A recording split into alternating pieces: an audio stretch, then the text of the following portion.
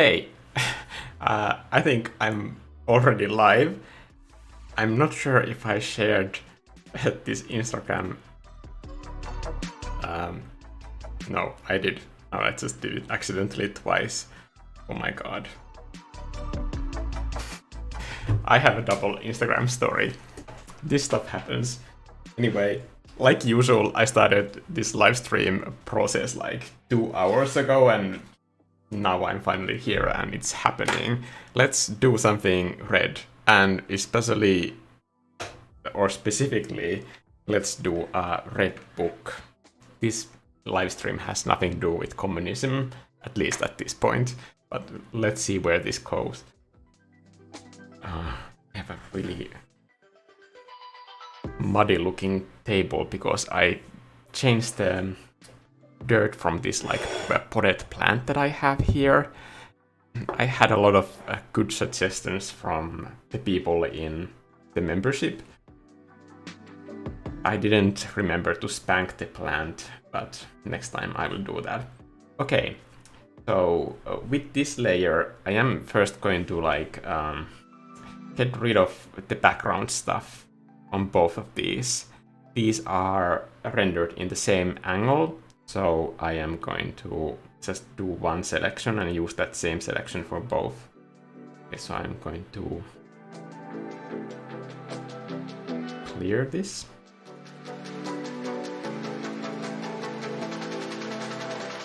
And to make sure that the lines are aligned, I am using the selection from the above layer, and I'm going to clear this as well. Whoa. This is exactly not what I wanted.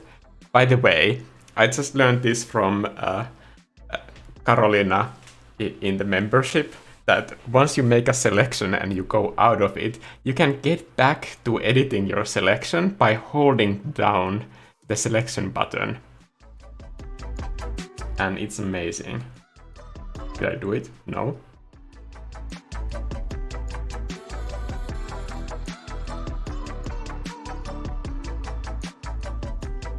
I have no idea what I'm doing currently.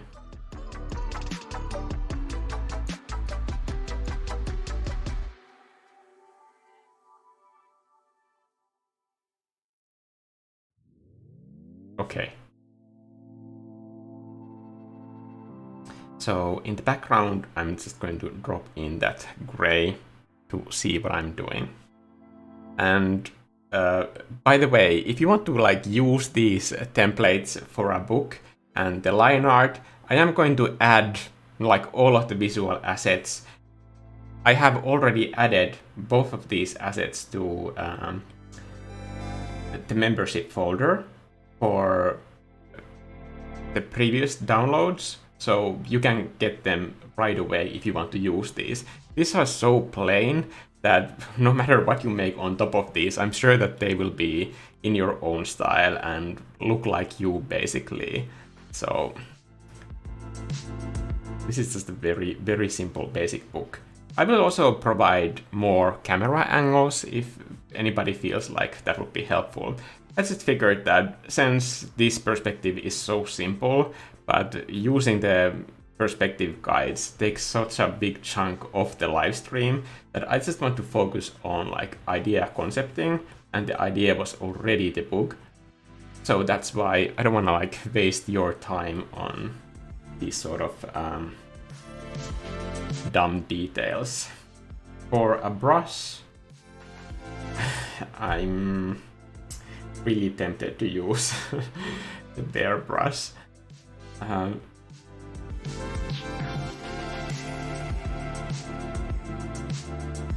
I really don't know what to go with.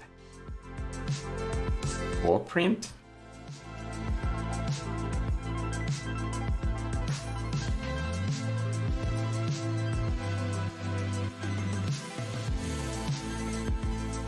I think I'm going to use the round plus.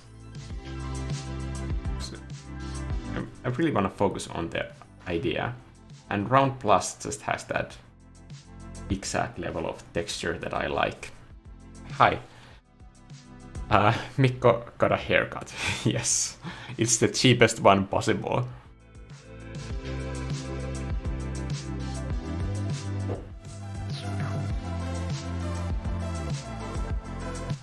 I'm from Thailand, but I still like your channel and art. Thank you.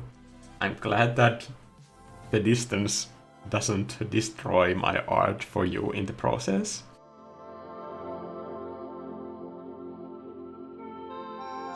I think I also have plenty of artists that I like around the world.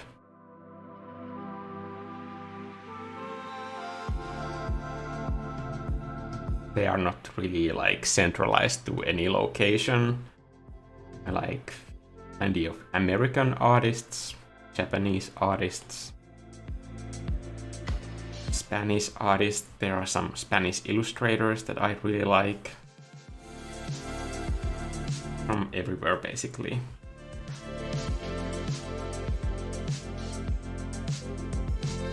This is really distracting for me right now, so I'm going to turn it down a little bit. Sorry if my face goes super dark, but like it's literally blasting into my face and it's making it a lot harder to focus on the screen.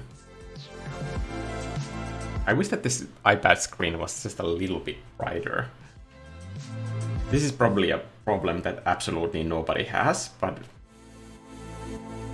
for somebody who is making YouTube videos, it's just the fact that it's kind of competing with all of the lighting equipment that I have for shooting these videos. Like, that part is sort of tricky. And this is going to be in the series of different colors that I'm going through the whole color wheel. We already did yellow. I did 2 live streams of the yellow character design, one here in the public channel and one in the membership content. Then I had a live stream of the pumpkin lounge, and also there's like a full video of that on my channel as well. And now we are going into red, and specifically since this round of colors, it's more specific so that I can kind of learn more about the different nuances of different colors. This is going to be warm red, so it's going to have like these warm oranges and all the way to like a bright Coke bottle red. But these things might still happen in this painting, but I'm going to keep the core impression that it's a red painting. That's the goal with this. With these color illustrations, I don't have like a specific goal of only using the color that the color is representing, but it's the main impression of the whole thing. But in the past 2 pieces that I have done in this art challenge, it seems like whenever I run into problems, it's always easier to kind of like fix any color problems by moving the colors into that one color instead of adding new ones. In the working process, I might have like multiple different colors, like even complementary colors, but it's kind of strange how much of those it's completely possible to switch into the same color by just using color relativity. There are so many lines in the chat already. By the way, this is like one of the good things about having these surprise live streams, is that I can actually follow the chat somewhat. And I just wanna apologize beforehand. Like, if somebody says something in the chat, I need to be like paying attention to the artwork. Otherwise, like, nothing will get done and it will be a really boring live stream that way. So forgive me if I don't like see what you are commenting, because like there is no text to speech converter for YouTube live chat. So I will like physically have to move my eyes to read the text. And when I do that, I can't be painting at the same time. So my apologies if I miss something that somebody says in the chat. My intent is to follow it with the best of my ability, but sometimes there are moments where I will just have to focus on the painting. And this pretty much goes for all the live streams. I have been looking into like text-to-speech converter, because the only other way that I would be able to fix this would be that if I had some sort of a assistant reading the chat to me, which would be like really nice, but not with this budget. The budget of this channel is that like I am shaving my head with a machine. So that's the budget. I think sometimes it's so funny. I don't know if it's funny, but like I try to approach it with humor and not by getting upset, but like when you have a YouTube channel, people will just ask you for random stuff, because I'm having a public YouTube channel where I'm painting with iPad. You would be surprised how many people just text me and say that like, hey dude, send me an iPad. It won't hurt you at all. Just like send me one and I will be able to paint stuff too. Like, have you seen me wear the same t-shirt in every single live stream always? Like, how do you think that I have like just extra iPads here to ship to different parts of the world? Like, just please have some, I don't know, compassion, please. I'm just trying to make this channel stuff work, and that's it. So, like, when I don't answer those emails, like, don't think that I'm being mean or anything. It's just that I'm pretty, like, booked full with work with trying to keep this channel alive. That's it. And I wanna keep this alive so that I can keep making free content for everyone. Okay.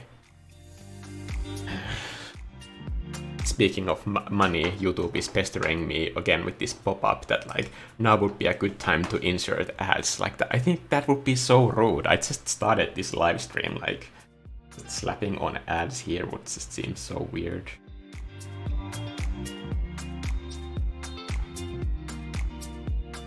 Do you have tips for young artists?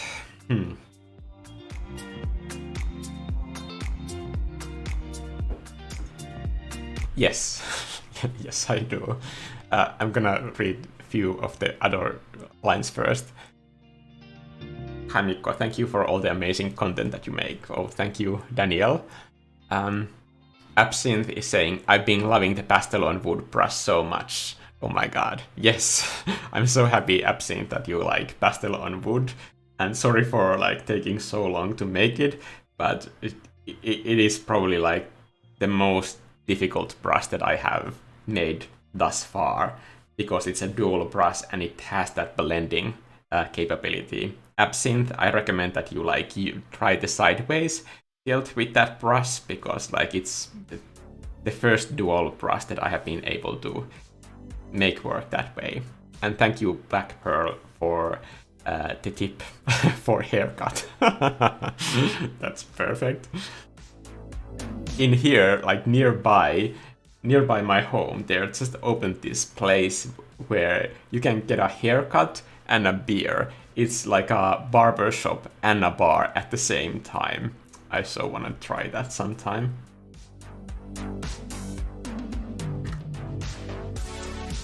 So, tips for a young artist, as Abe is asking. I was just thinking that like this, as I was watching like one other YouTube video from another artist, and it wasn't about painting, but it was about 3D modeling. And the 3D artist said that like the first thing that should be the number one priority, and I know that every young artist, I know that you hate hearing this, but I just want to add my own 2 cents to like this avalanche of same advice that exists out there, that every artist, including this one that I was listening to, answered this question, that your number one priority should be motivation and finding out ways to kind of keep yourself accountable, motivated, and have momentum at what you do and what you're practicing, and find the reason of like why it's important that you learn it. Like, why do we need to see your work? This needs to be like your number one priority. And if you hate me saying this, like, it's not just me. Like, it's literally every artist thinks this. And it's because, especially when you're an art teacher like me, you see a lot of like highly motivated people who start art classes and then they just give up. There's just so many students who go through that sort of like crushing disappointment when they realize that like how much they still have to go, because when they start they have this like really high confidence level. And for example, a lot of people ask me that like, teach me how to use Procreate. Well, it's not really Procreate that you need to be learning, it's like how to make paintings, how to do art. That is the real thing that you need to be learning, and it takes much longer than learning Procreate. Procreate, you can just like pick a brush, set opacity. Once you have found those switches, then you already have everything that you need to paint. And then the process starts to learn art. And that is such a long road that I think it's a priority in the long term for long-term success to find your reasons of like what it is that you want to say, how you want to say it, and try to find like a place of generosity of like how you can kind of like improve not just your own life but like everyone else's life, so that you have the reason to continue when it gets hard, and it will get hard.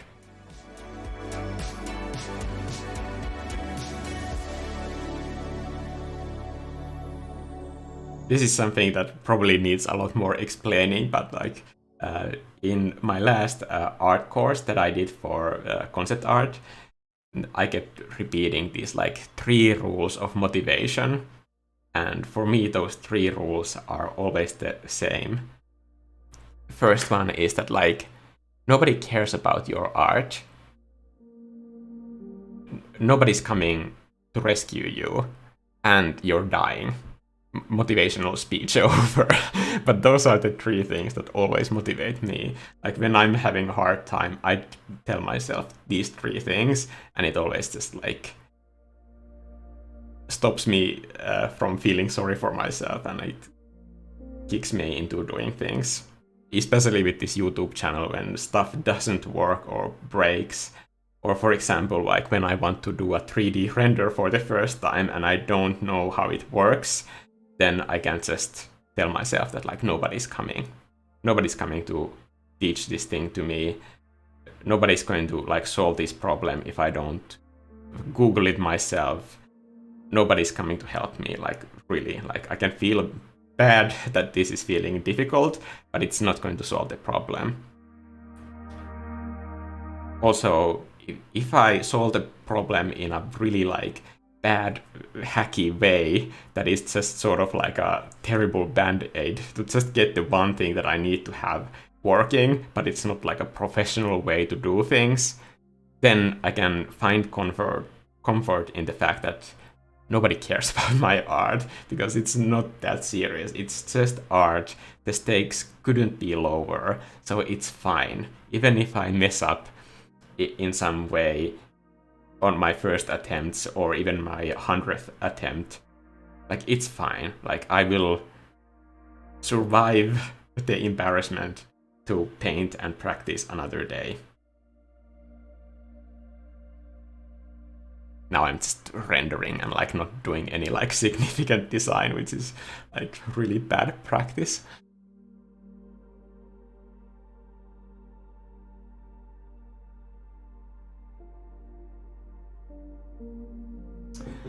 What are your thoughts on AI-generated art?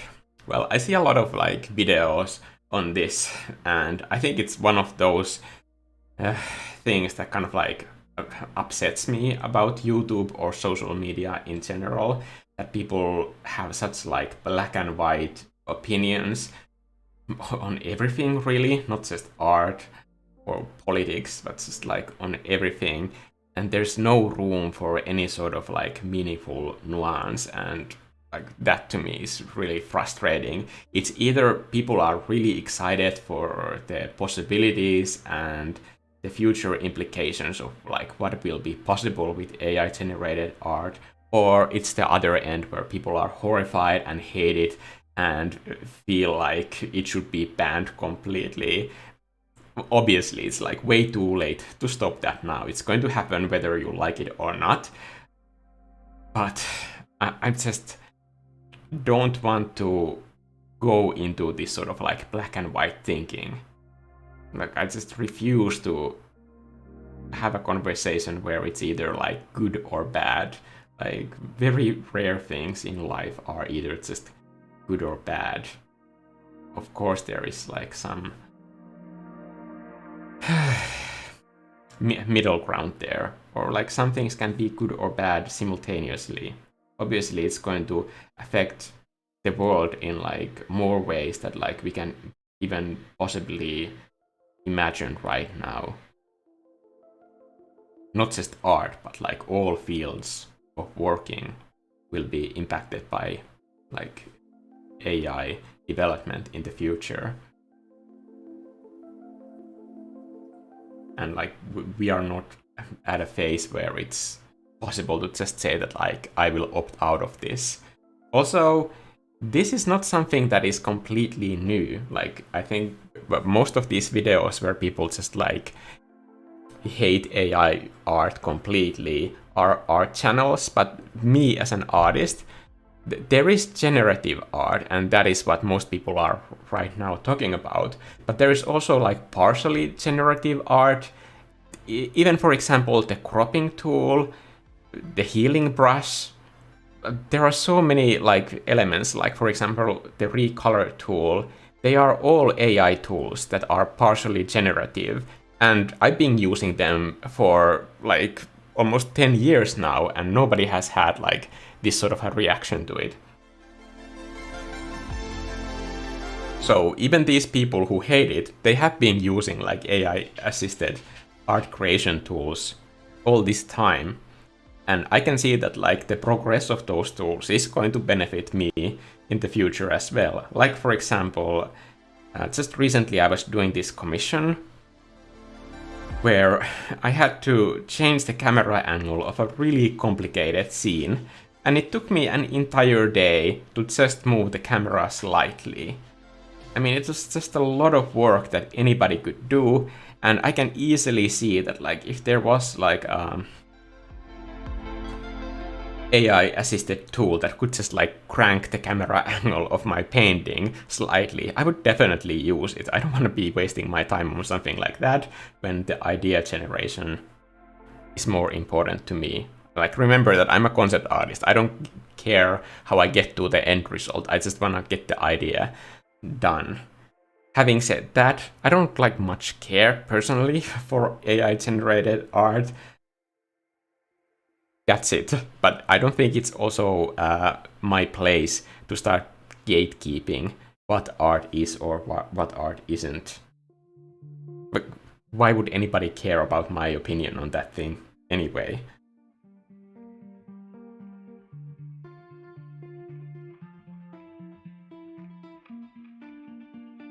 So let's generate some symmetry.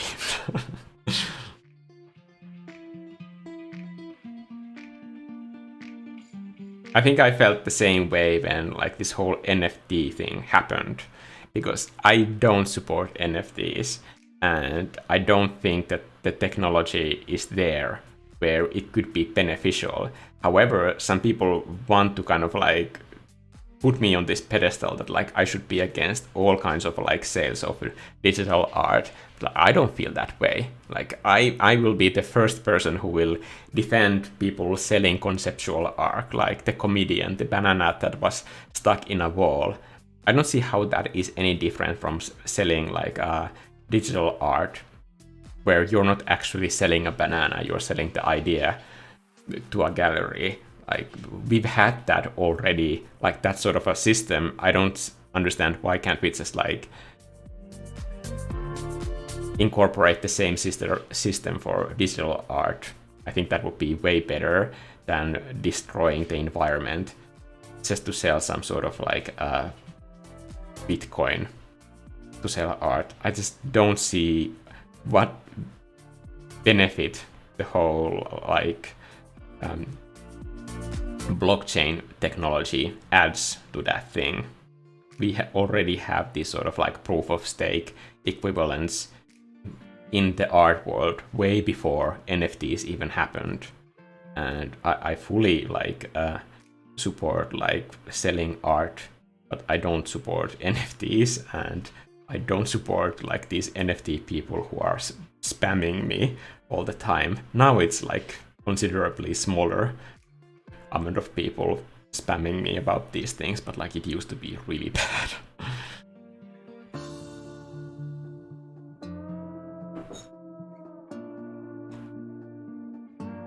Oh, my own advice got banned, so I'm going to unblock Bridget B's comment, who is like recapping my motivational comment here. Nobody cares about your art, nobody's coming to rescue you, and you're dying. Yes.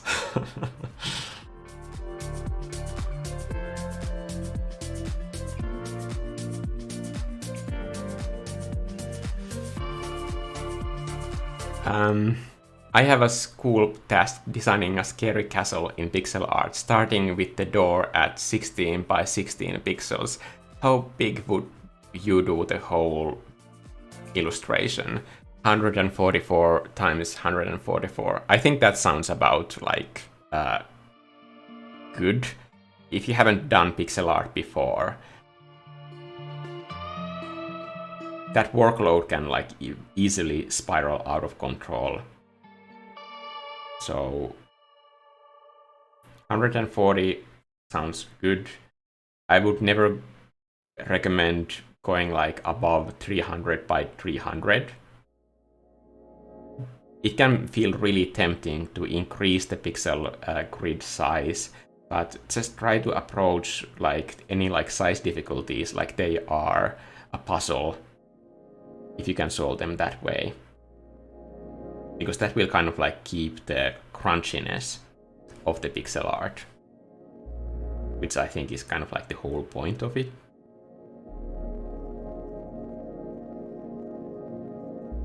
I mean, if it starts looking just like a low resolution raster graphics image, then I think it's kind of losing the point.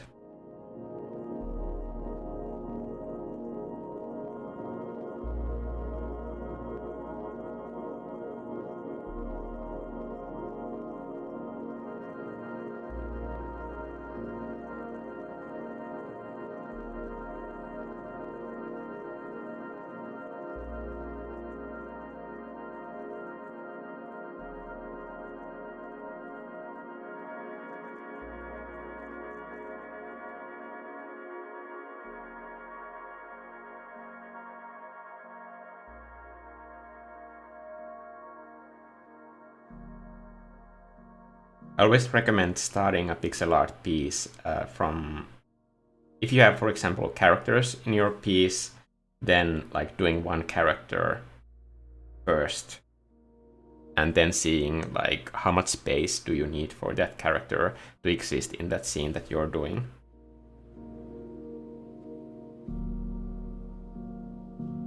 And it's always good to start lower, because it's easy to go higher, but if you start making elements in like very high resolution, that can be like really difficult to crunch down. And always go in power of 2 increments if possible.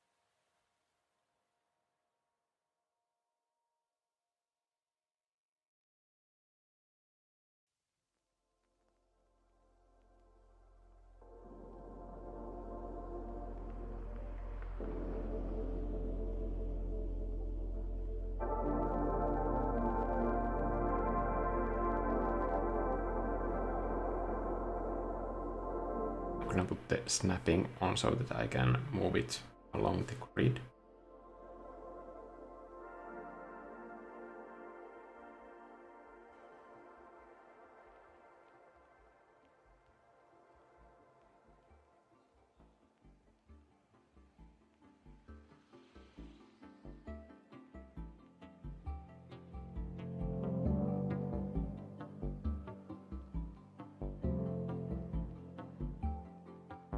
Is anybody else doing any art at the moment?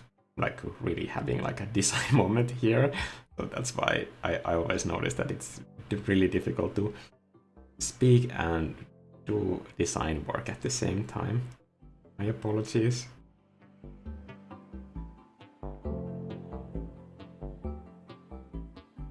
I guess it's impossible to do art live stream without like any concentration.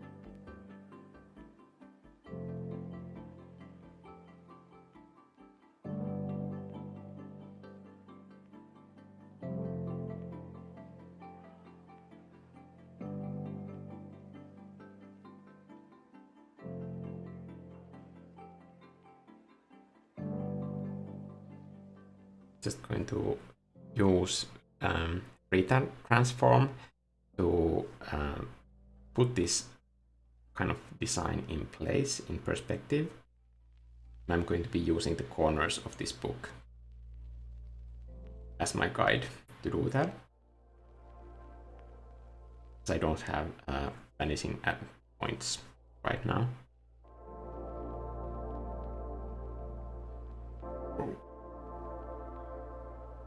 I wish the time that it took to activate kind of like grabbing of a node was a bit quicker.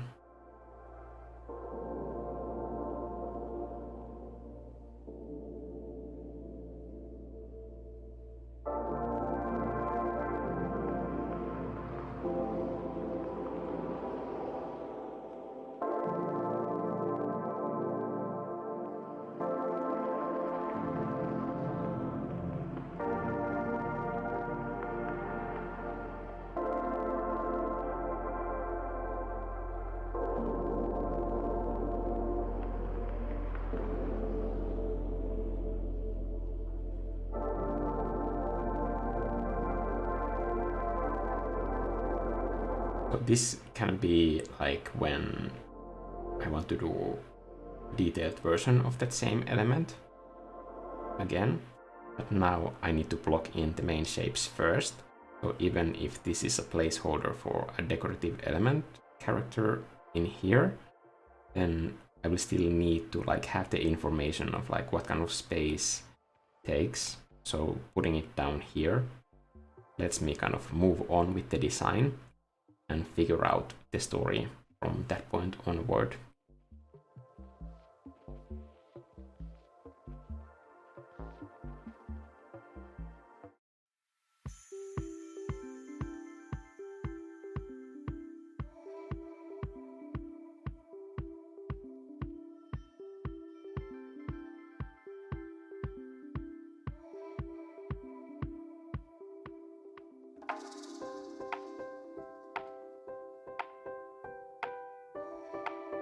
Haircut for life.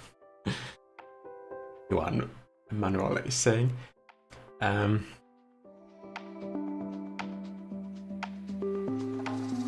Novale is saying, you are an amazing teacher. Thank you. Question, is this live going to be available on your channel after ending? Yes. In case like something dramatic happens, it should be. if I make something like terribly embarrassing and don't want any like record of that existing, which has never happened before, I haven't deleted even like one live stream, even though I've had like terrible disasters. But yeah, usually they are here. I've had one instance where YouTube ate one live stream, but I think I've done like 100 live streams or more at this point, so it's really unlikely to happen.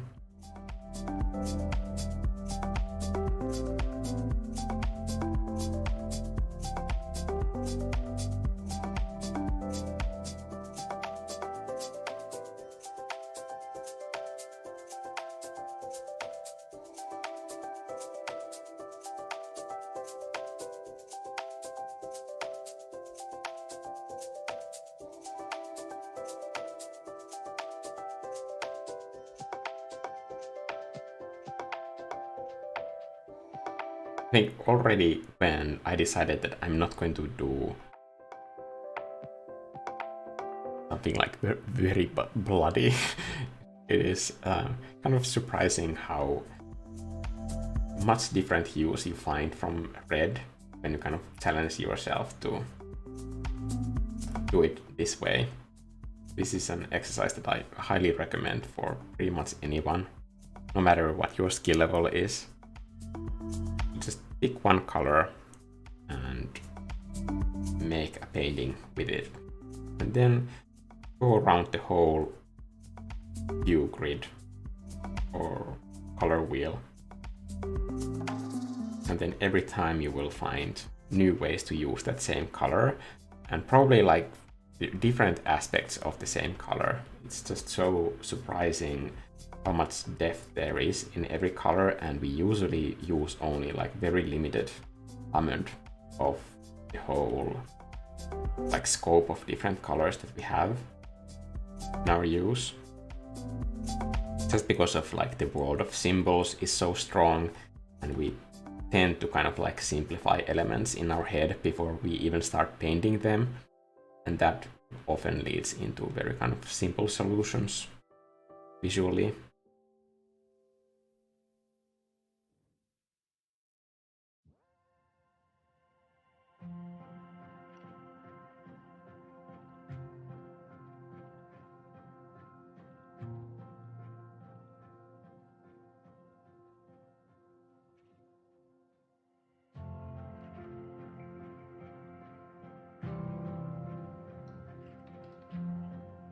I want these elements that protect the corners to be kind of really fancy.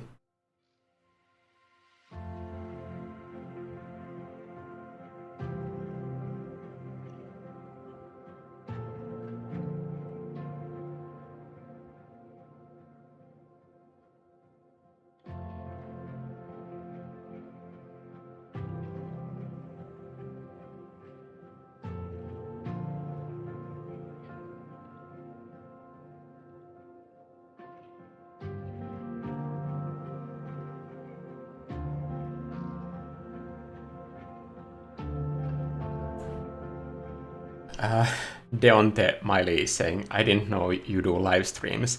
Pretty much for every single painting that I have recently done in my videos, started out as a live stream or was a live stream at some point. Most of my live streams I do for members.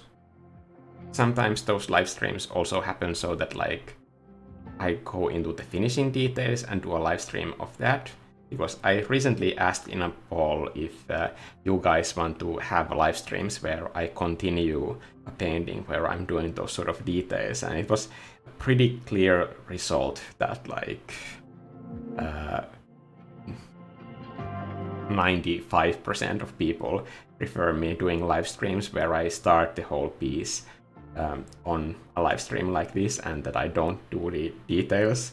So that's why I think it's like better for me to listen what you guys want and only do these live streams in public live streams where I start the illustration here, and then just maybe limit the live streams where I go into details or do like color editing in the membership side.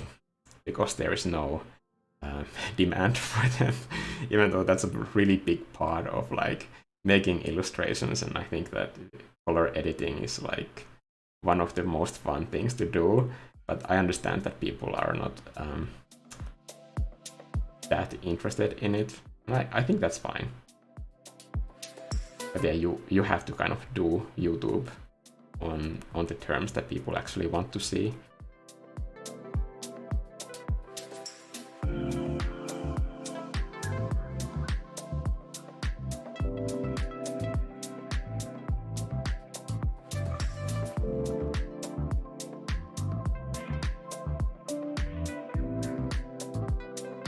I don't know if I said this clearly enough yet, but like this also, like the whole template for the book exists in the membership downloads for the last month, and I will add different angles of the book template if anybody wants to do this same book thing, because I think the book 3D model has like so little personality on its own that it's very flexible to whatever. Especially if you feel like you have no idea what you want to start painting, then you can just do a book in your own way.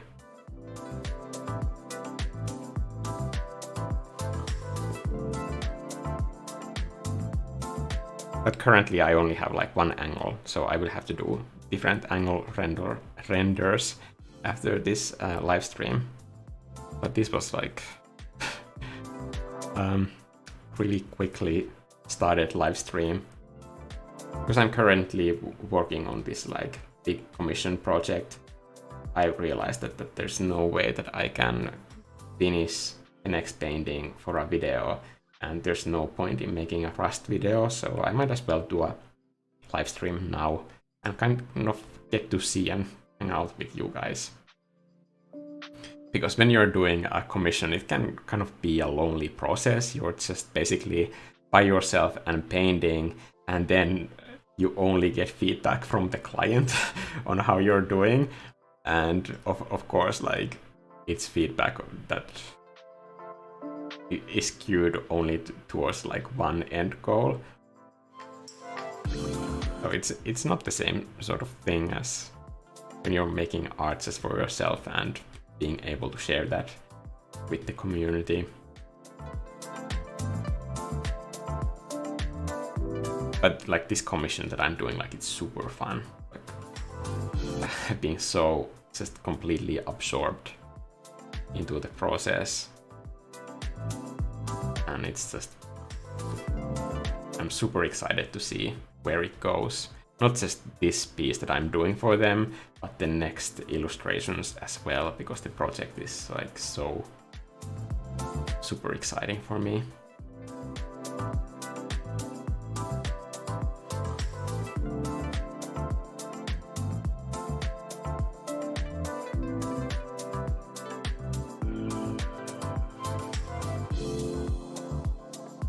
Should this have some sort of like a mechanism how to close the book?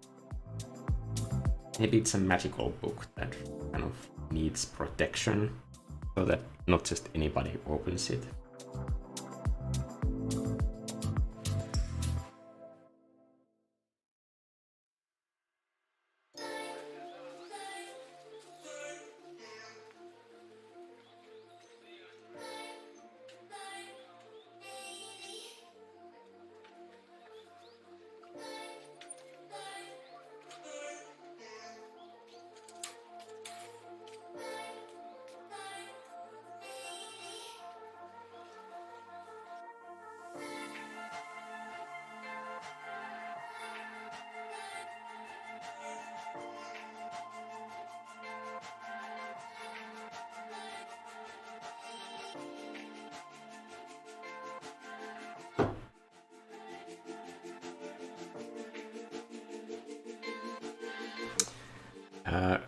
Shalom is saying, I think that trepidation to AI art is probably what some people felt when photography was invented.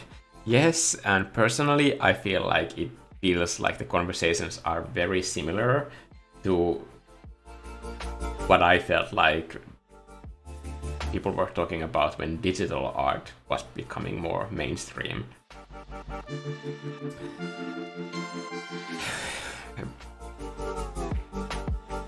But it is going to change things. Like digital art is not going to be the same profession in 15 years that it is now. It's definitely changing.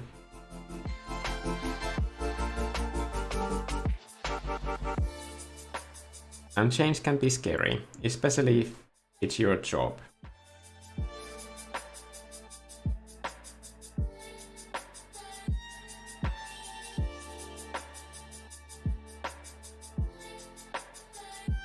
I mean, right now it doesn't solve the same problems that like concept artists can do or illustrators can do, but technology is advancing so fast that that will happen. People will lose their jobs, and I don't wanna like downplay the importance of that. That of course I feel like that is really sad, but at the same time we don't have all of the information yet on how those jobs will change and what kind of new jobs will become available because of those changes.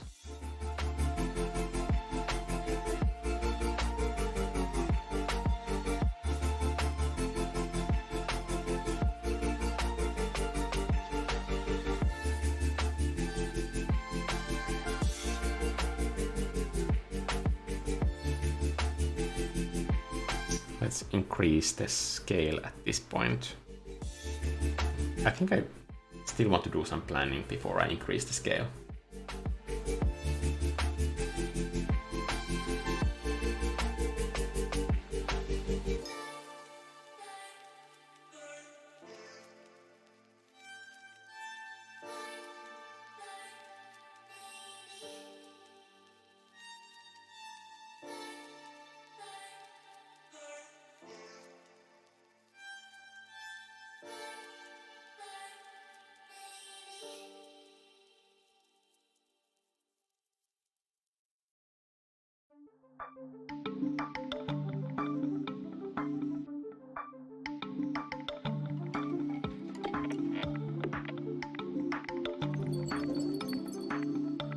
Just thinking that what if there's this sort of like glow that is coming from within the book that could kind of help tell the story of like why it's closed.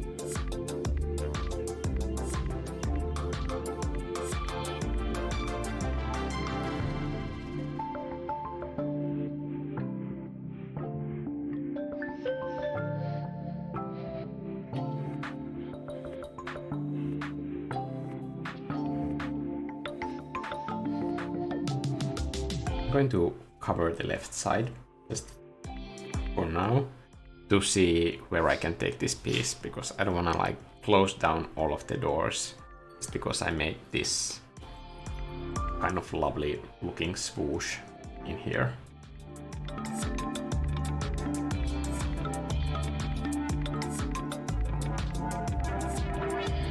Kill your darlings and all that stuff, I guess. Okay.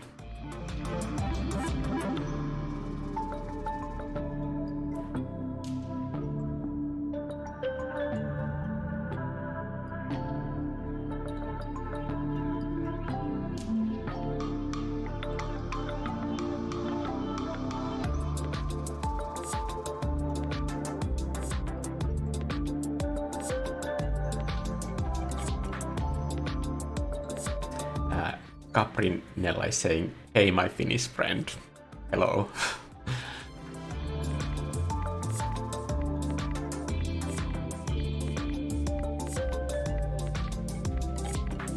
My problem is with the ones you start and never finished. I was so excited for them but missed something to finish. Is there any way to get feedback from you, classes and so on? I don't know much about them.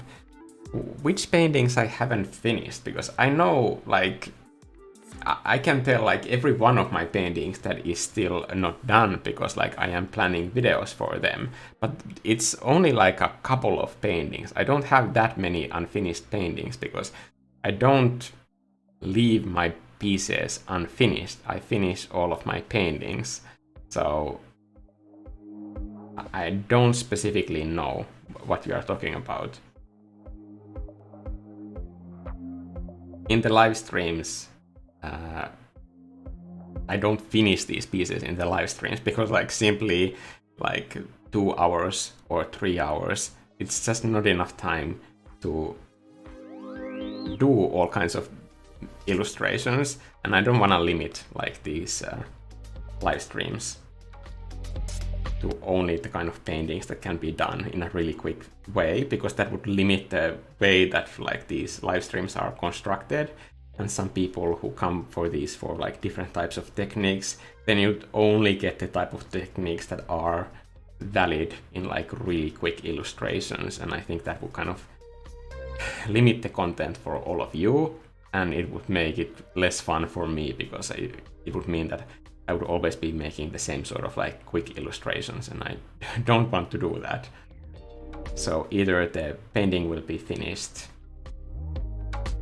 in a membership live stream, or I will post the whole process later in a full process video. Because there are like tons of full process videos where I have like the whole painting process. Like for example, for the pumpkin video, there's just not just 2 different process videos in live streams, but there's also a full process video for those. So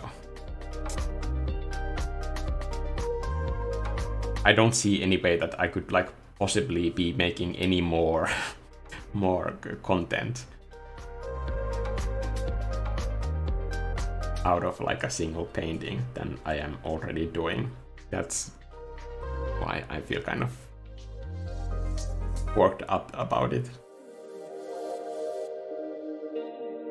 What if the edge of this book is just like this growing branch?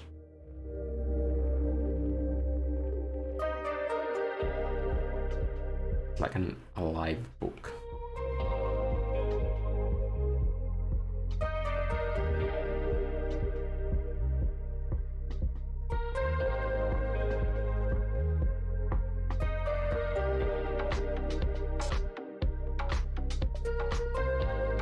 I think they meant paintings that they don't finish, not that you don't finish. Oh, sorry.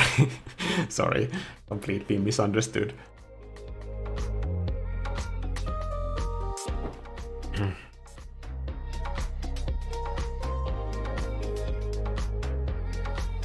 Yeah, I recommend finishing like all of your paintings.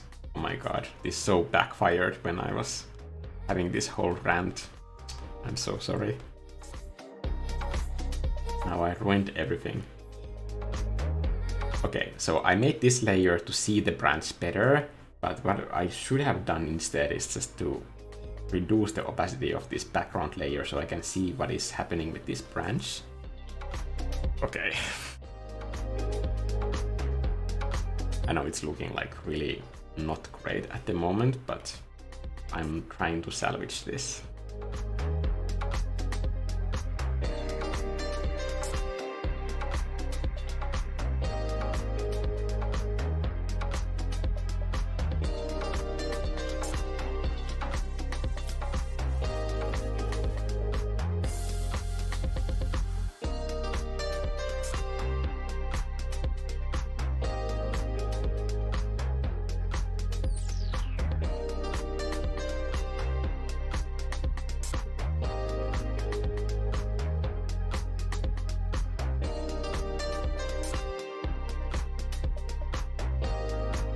I think your job as an artist, even if you're an art student or an aspiring artist, your job is to kind of like fight against that voice that tells you to quit.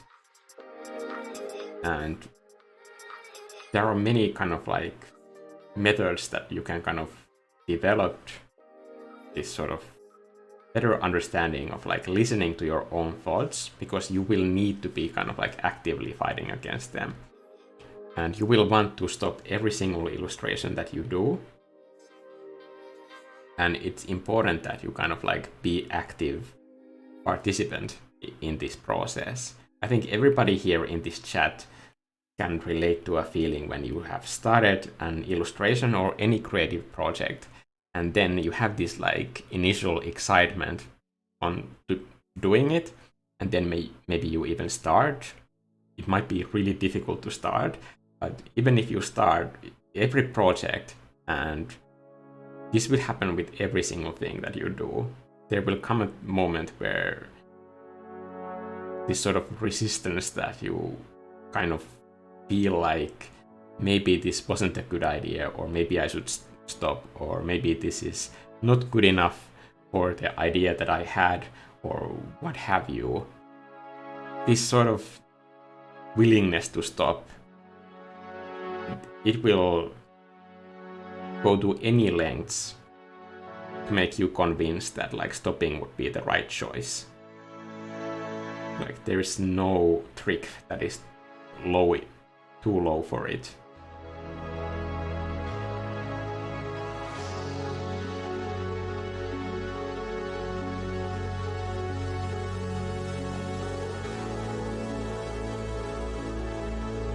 And this sort of voice, it won't stop. I mean, when you keep making art for decades, you will still have all of those same feelings that like, maybe I should stop. Maybe this is the idea that is like not worth my time.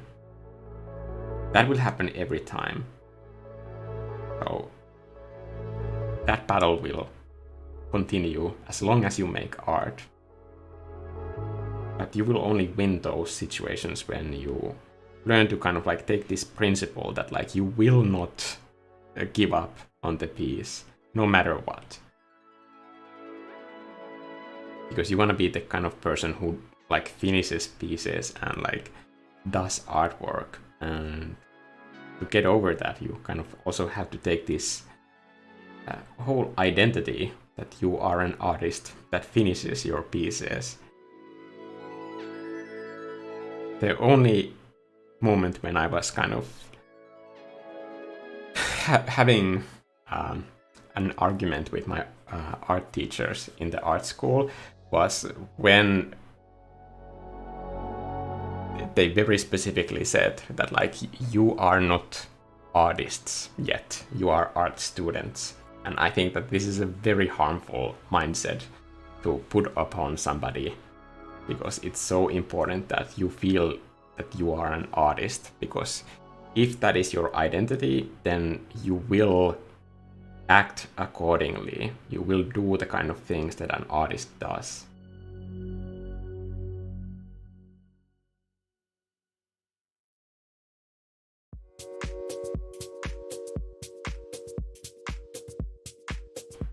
So I never recommend that you keep saying to yourself that like you're a hobbyist artist or an art student or just practicing art. You need to own it. You need to say that like you are an artist and you make art, and then you will act accordingly.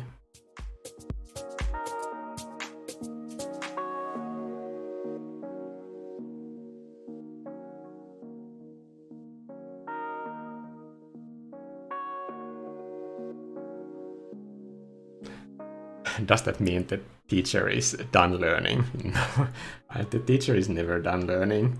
By the way, teaching is learning also. Every time I do concept art classes, like I learn a lot about art every time.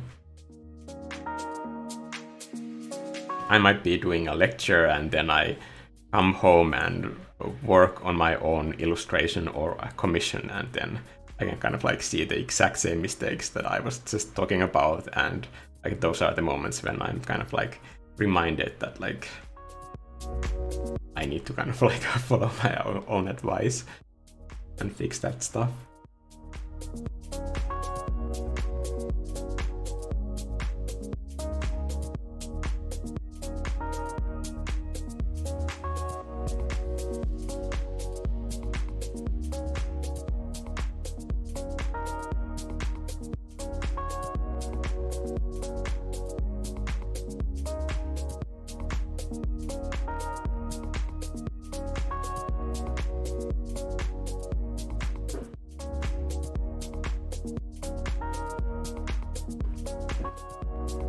Absinthe is saying, having trouble finishing my artworks as well. Still got multiple that desperately want attention. Maybe I'll just need to set time this weekend to finish at least one of them. Yeah, like setting like time, this is the time when I'm making art, and I recommend that if you're having trouble finishing your artworks, to get like really specific about your goals in that session. That this is the session, for example, where I am finishing the side of the book, well, how it looks, because I need to have a design for that, and there needs to be a plan before I can move forward with this piece. That could be like a goal that like I will finish this section of the painting. It doesn't mean that it needs to be like finished painting, but like I could get so specific that I will say that I will finish the design of this area of this painting, and that's what I will be doing in that session. I usually use the chalkboard wall in my living room, and then I make these sort of small checklists there. Like for example, in a commission that I'm working on, I have different design elements in the piece. Oh, this is not looking great. Maybe I should put it on another side of this book.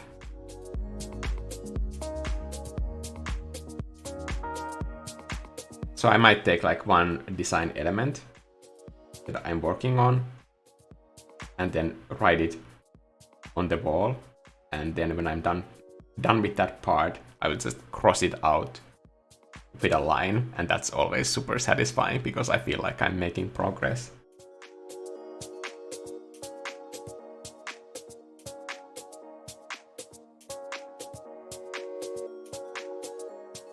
I think scheduling your time so that like you have a plan on what you're doing is really important. Not just for art, but like for life in general. I think, for example, if you have time that you know that you will be spending alone time at certain point, I think it's especially important to have a plan for those moments. I think when we grow up, like all of the social skills are based on how you interact with other people, but I think it's also really important to kind of develop this side of yourself that like how do you spend time with yourself, and it's just as important to kind of like plan things to do with yourself and the kind of things that you want to be spending that time with. Otherwise you will just kind of like drift away, maybe spend time on your phone or just waste time on things that are like the easiest things to reach at that moment. Kind of like, for example, just planning ahead that like this is the day that I will take myself to an art gallery exhibition and I will go and see it and enjoy this thing. And once you have that plan done, I think it's like easier not to feel alone in that moment. This is at least coming from somebody who like, I used to have a lot of like problems feeling lonely specifically. And the way that I fixed this was not by spending more time with other people. I think I spend now less time with people, but I just have plans for how I spend my time. Practically that like means that I now spend a lot more time making art, because that is something that to me is very fulfilling.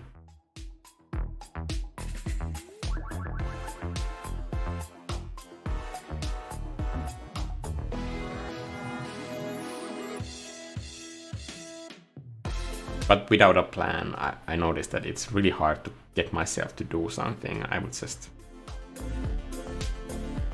wait for the time to go by.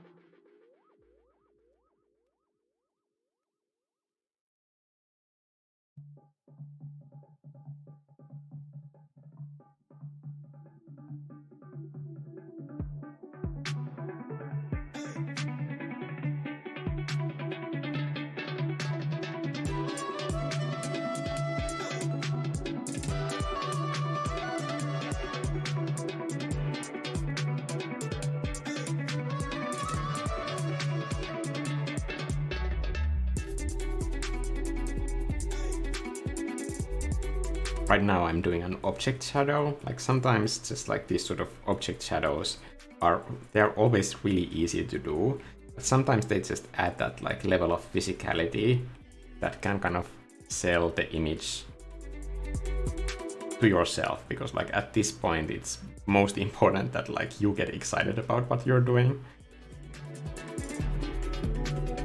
Some parts of the painting process develop the painting forward, but I think it's also important to understand that like there are elements that kind of like keep you excited about the process, and sometimes you can kind of like hit those emergency brakes when you feel like, is this going anywhere? Like, is this like a complete disaster right now? And then if you have those sort of like fun elements that you haven't done that you still can do, when they are kind of like in your stories unit, you always have this way to kind of like kickstart the same interest back into your illustration that you had before.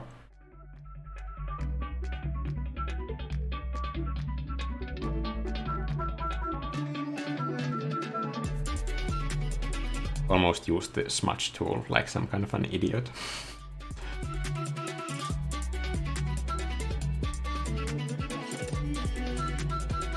There has been a lot of smudge tool talk on the Discord channel recently, so I feel like I have to be about that right now. But when the live stream is over, you know, I will be smudging like there's no tomorrow. No, that's not true.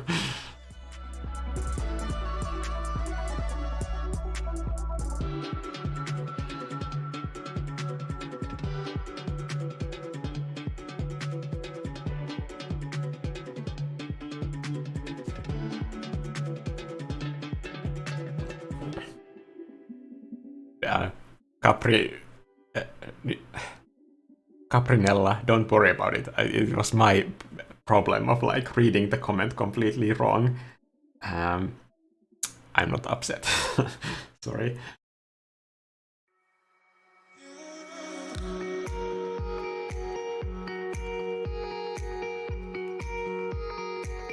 It's my bad.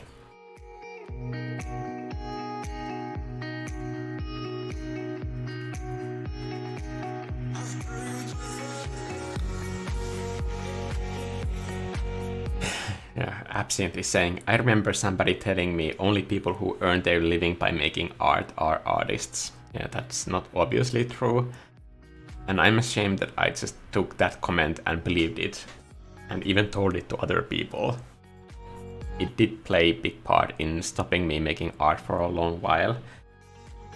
Yeah, I think just like setting these sort of like standards for what art or what artists are, when we make those sort of statements, like we are really making boundaries for ourselves, not for anybody else, because like nobody else cares about like our definitions of what art or who artists are.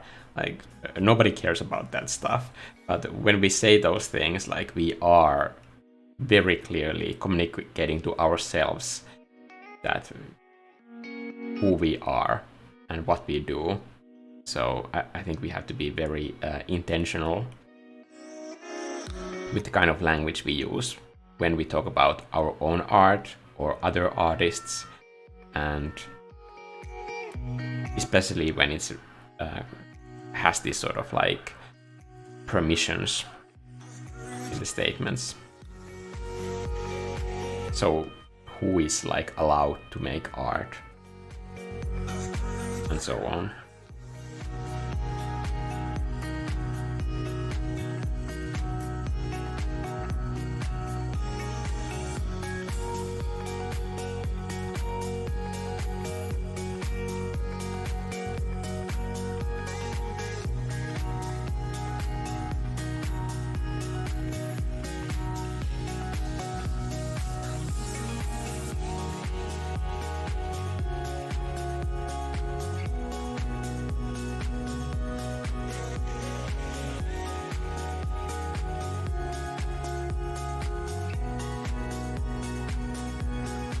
Vincent Audi is asking, when doing an illustration like that, what preparation are you doing?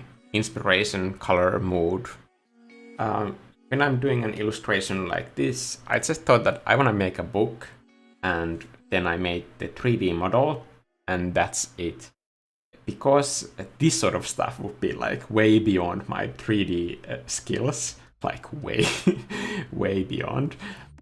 I thought that it's good to just like have the elements that are kind of like the bare minimum to start.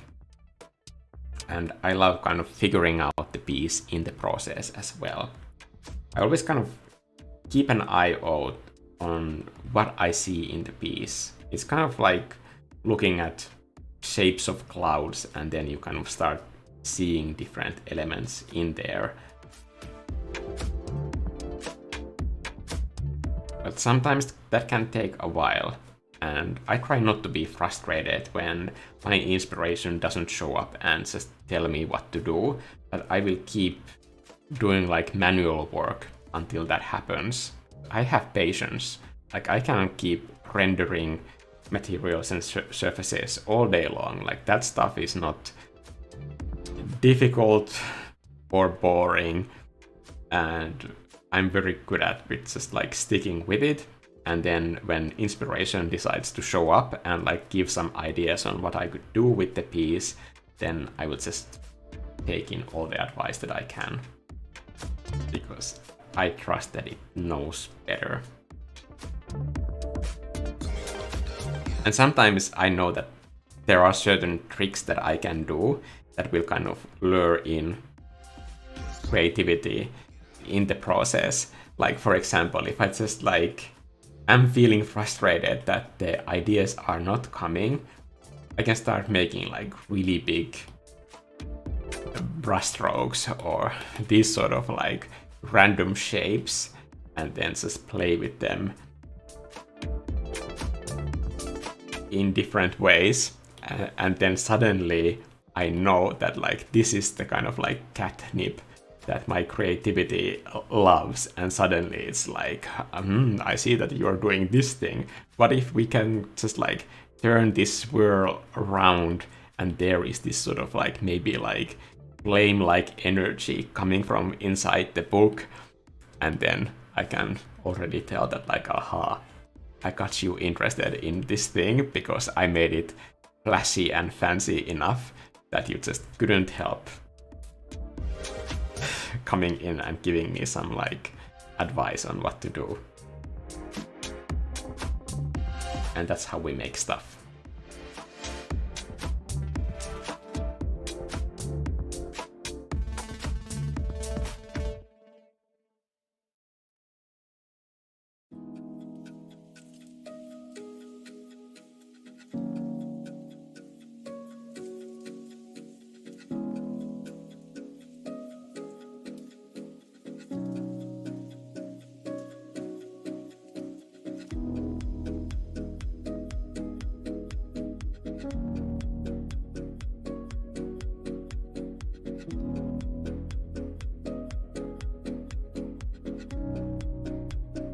think I like that better than having the other leaf in there. It's like the fall red colors are almost like seeping out uncontrollably, even though the lock is on. But it's such a powerful book that it is kind of changing its surroundings as well.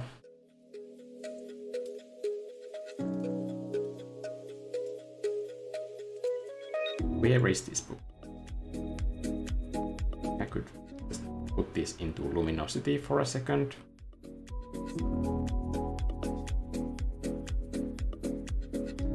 Flap it somewhere here.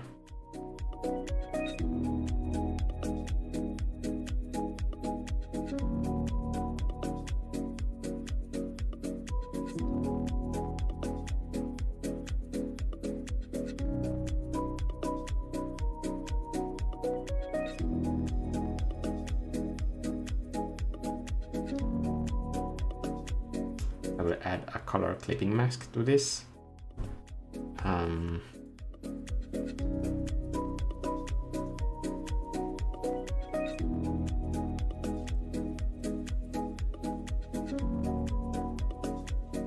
In hue.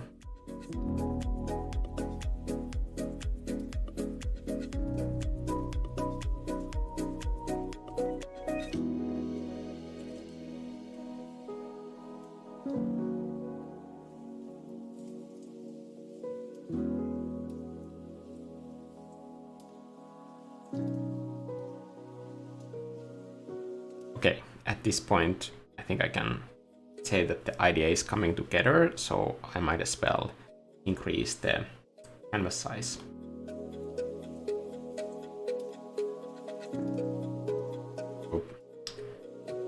Doesn't matter how many times I do this, I always forget that I should be doing these in a specific order. Otherwise, it will just increase the canvas size to a certain direction, and that is not what I want.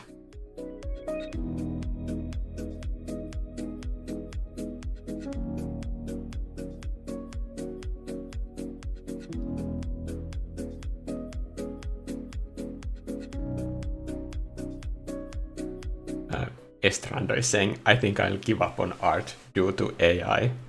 I think that's very sad, and I think the person that is losing the most is like everybody who doesn't get to see your art, including you, because of that decision. But it's your decision.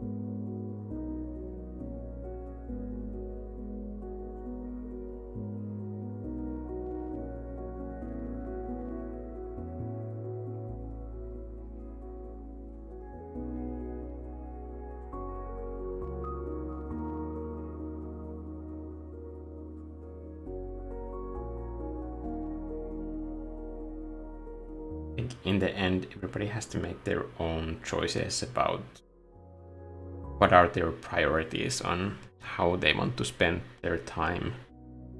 And I understand that with art, it can take some time before you see the benefits,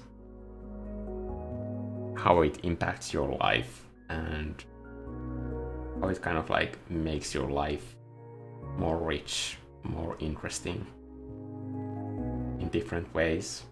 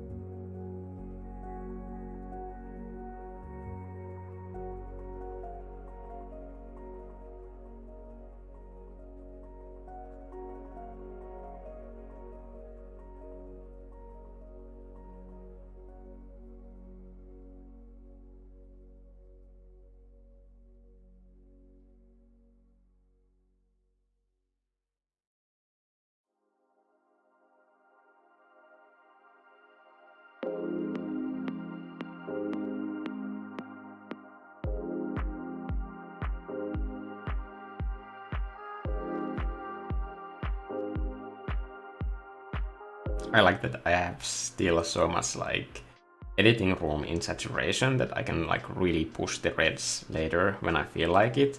Red used to be like one of my favorite colors, and this piece is really reminding me of my like old digital painting days when I was doing digital paintings in the evenings and during the days I was in art school painting with oils. Interesting time in my life. Okay. What do I need to solve next?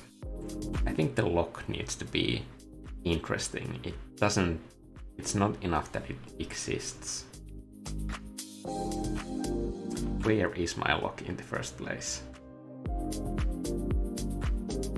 I know that somebody who always names their layers might look at my videos and be just absolutely horrified that how can this person work this way? Nothing is named. But layers are so temporary to me, like all of them, that it would make no sense for me to name them because they might be here now, but in the next minute they might be gone. And that whole time spent giving them lovely names would be just wasted time. I think it's better to like focus your creative energy on like the creative decisions and then just ignore everything else with the best of your ability. I think in this lock I could have this sort of a leaf shape.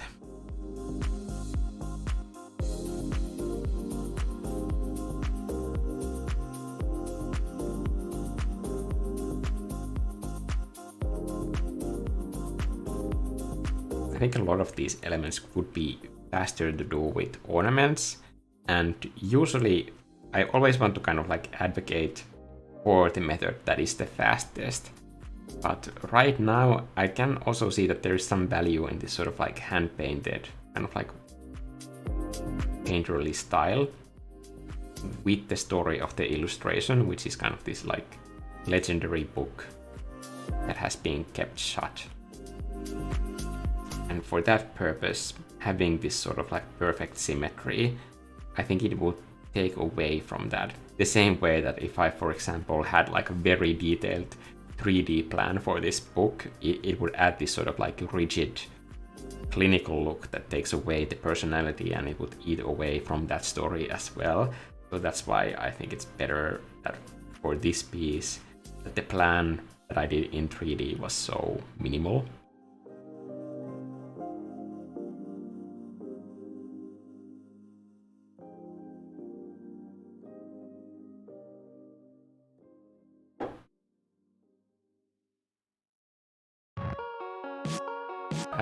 Arneri is saying that's actually what I did as well for my current painting, because I felt like I'm just jumping from element to element. So I wrote a very specific checklist on what's still left and always give them a check mark when they're done. That's how I work a lot of the time as well. Charles Rice is asking, how do you balance forcing yourself to finish a piece that you can't find inspiration for versus starting a new piece that you're very excited about? Well, it's your job to find the inspiration and make it be exciting. It's like writing a book and complaining that your book is boring. Well, fix it. That's literally your job. Especially since I'm a concept artist, it's my job to find the interesting idea. If the idea is boring, then like it's obviously not done yet. Then changing a painting won't get rid of those problems. Those same problems will follow you to the next piece anyway, so it's better to stop wasting time and then just fix those problems in the current painting that you're working on, instead of like always expecting that the next one will be easier, that you will get lucky. But once you keep doing this, like you will eventually develop this sort of mindset that you will still want to quit. Like you will always want to quit, but you will have more tools and just the sheer momentum that you know that like you will be able to finish it, because there's no option. There's not like quitting is not an option. And you will also learn to kind of like reframe the problem so that it's your problem and kind of like own your own stuff.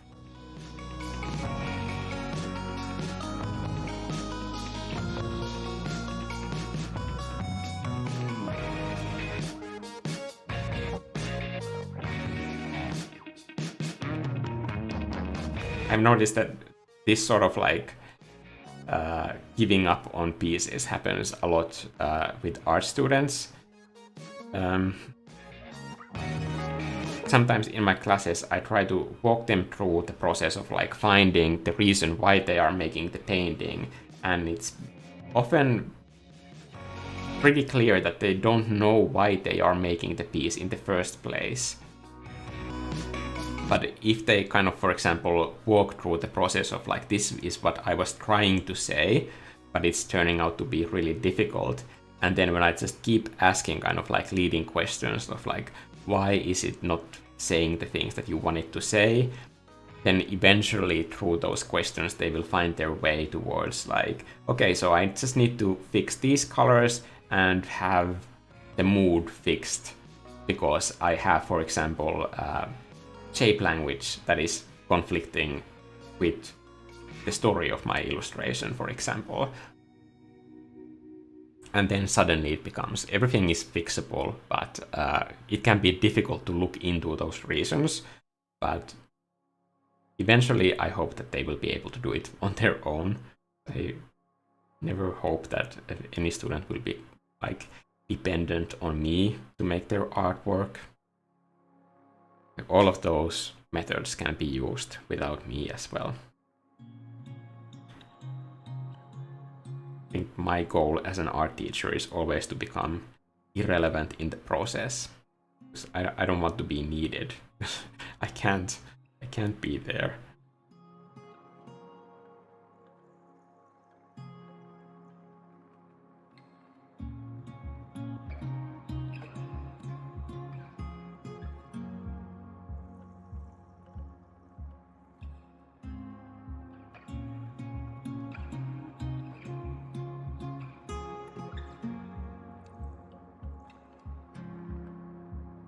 And this kind of goes back to the first things that I was talking about in this live stream. So when you have those reasons why you are making art, like usually those reasons are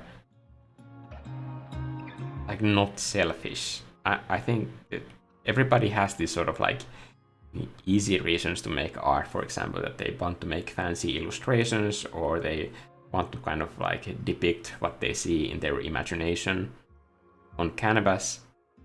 But why? Like when they can answer those questions, they are usually kind of like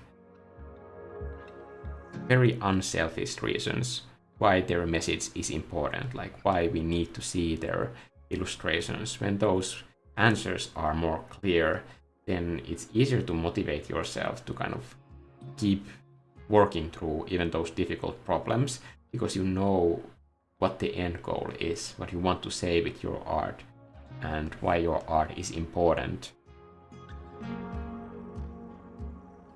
That is something that should come from you, not from somebody else that is saying that your art is important. Like you need to feel that it's important that your message gets said and people see what you're saying.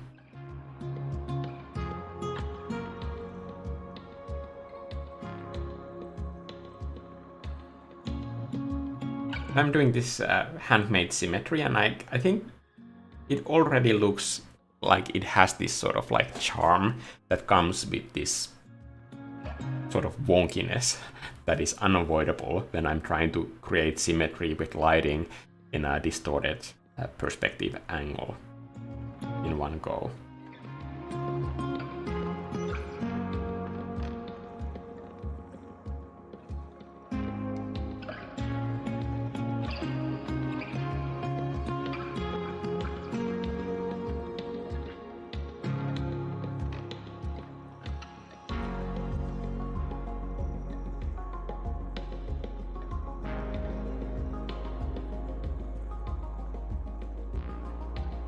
the lock might be too much.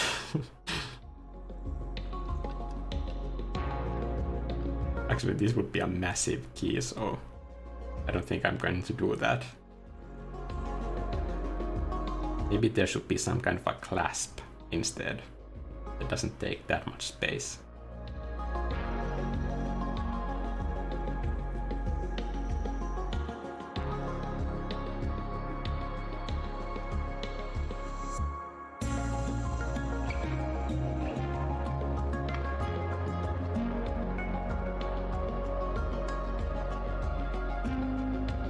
Just some kind of a button maybe right here will unlock the clasp.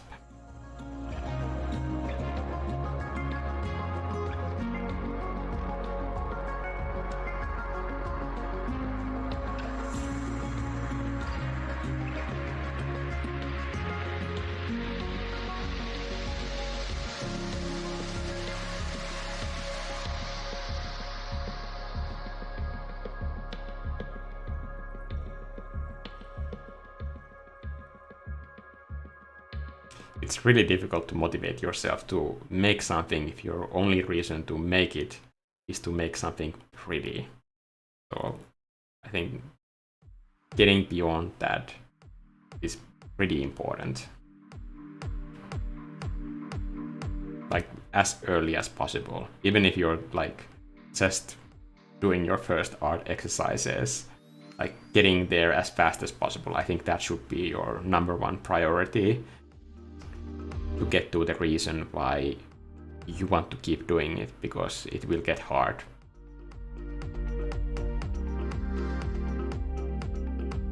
And then when you have found that one thing that gives reason to the whole process, then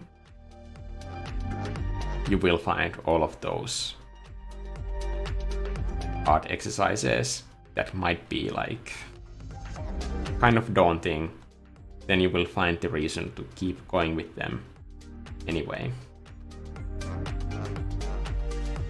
Like for example, this month we've been doing like these art exercises that are about different ways to start your illustration and how to plan composition, and different methods on how to do that. And I understand that this content, those live streams, the live lessons, that they might be like really boring for somebody who hasn't like found their reason to make art. Like, why do I have all these limitations on how to plan a piece when I'm already feeling like I don't want to do this? Like that kind of a person, of course, wouldn't find the motivation to do those art assignments.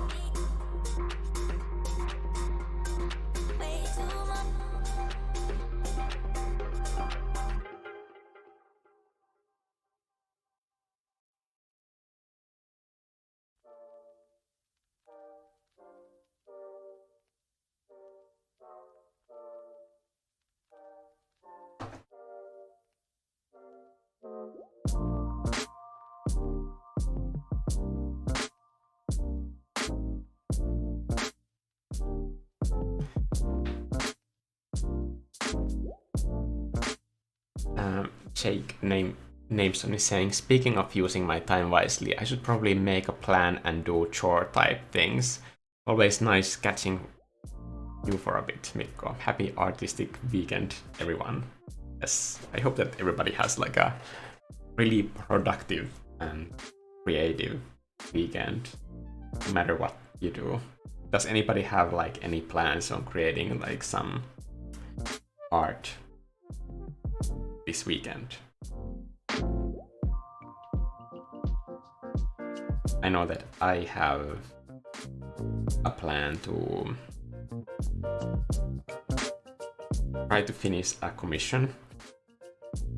I mean, there are still comment rounds with the client, but I think it's getting kind of closer to being finished. So I will work on that. I just got some feedback on what I should be focusing on next, and I'm really happy to kind of make that happen. I really want the clients to like this piece as much as I do, because I feel like it has so much potential for their project that they are making, and I can already see that what the next steps in this process will be. So that's very exciting for me.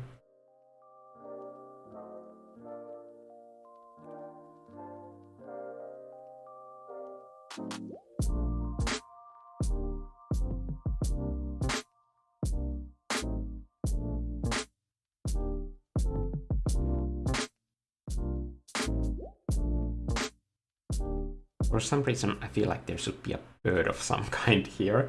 I don't know why, but it just feels like it needs like bird something, like maybe like a wing or a feather.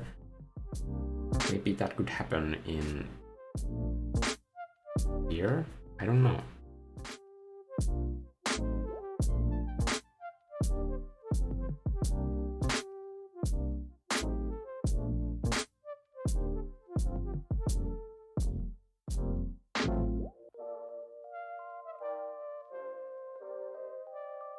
It's these moments when I can tell that the image is kind of like telling me what it wants to be, and then I'm just here doing the manual work, making that happen. It's nice when you can feel like you're just servicing this other being, and then it takes a lot of like responsibility off my shoulders, because it can be tiring if you feel like you're just this one creator of worlds all the time, and you're the one responsible for all the artwork, either succeeding or failing. Like, who wants to live with that sort of pressure? I would rather just show up, do my part of the work, and then if the image is okay enough and does its job, then that's great. But I don't want to be responsible for that.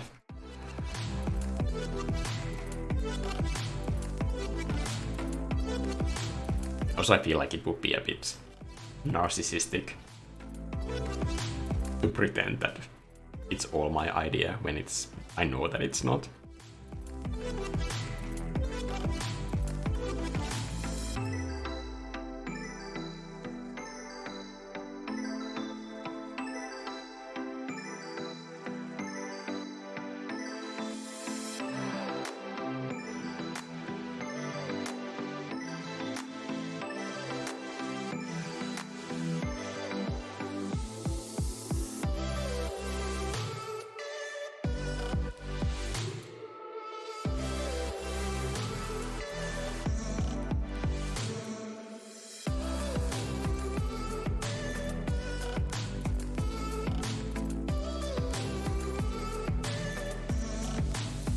I think the chat has stopped moving. Sorry. I didn't know that I need to move it manually.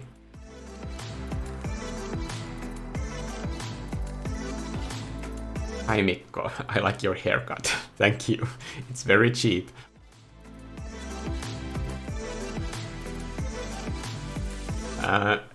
Sakyu is saying, hi Mikko, not to weird you out, but I did a research project on you in media arts class. since you're my favorite artist right now. Oh, that's really nice. Thank you.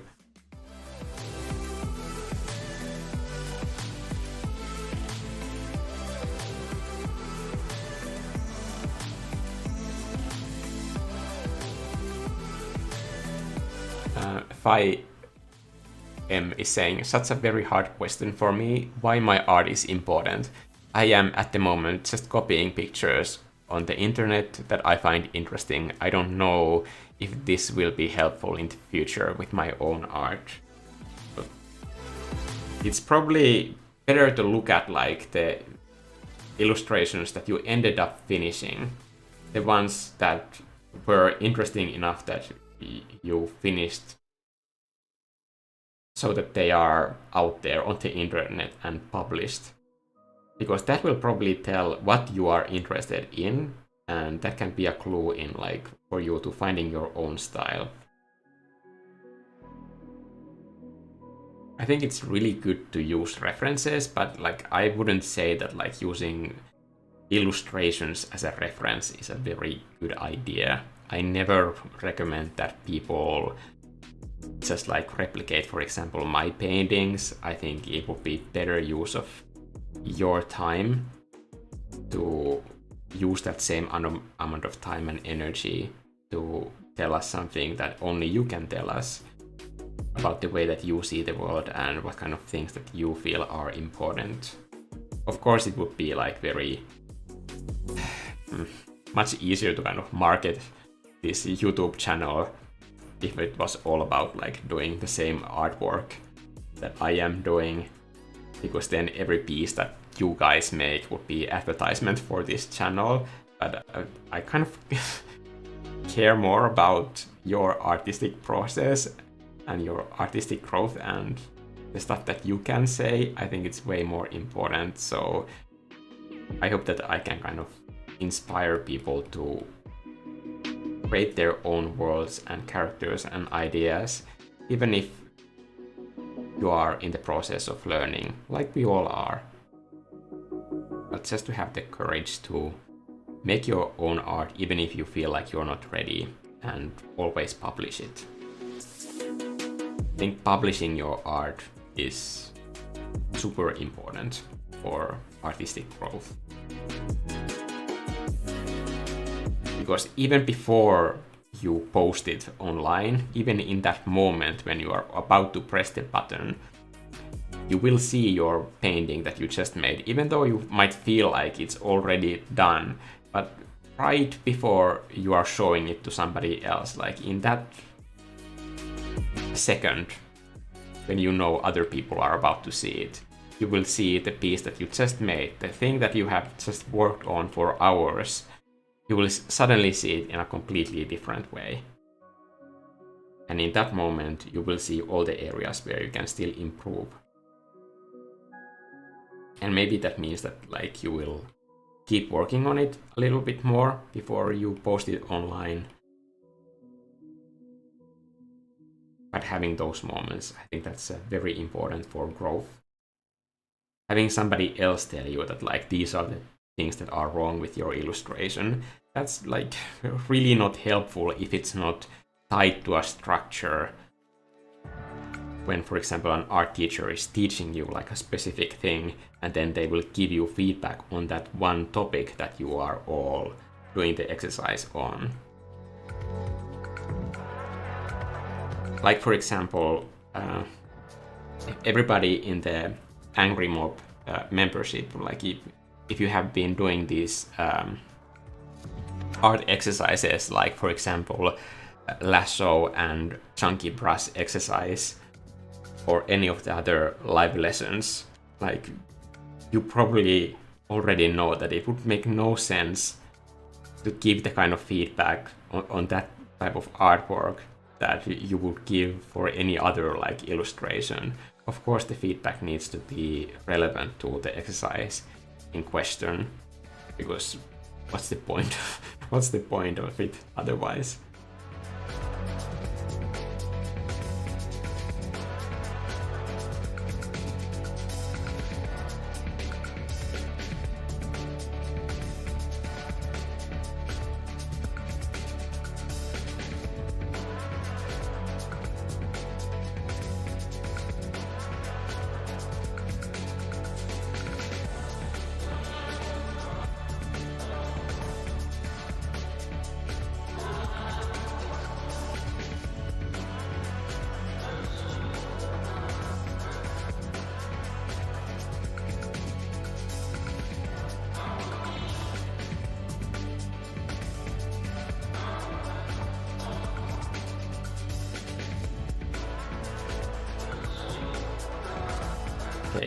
think for the next part, it would probably be smarter to fix this whole mess in this side of the book.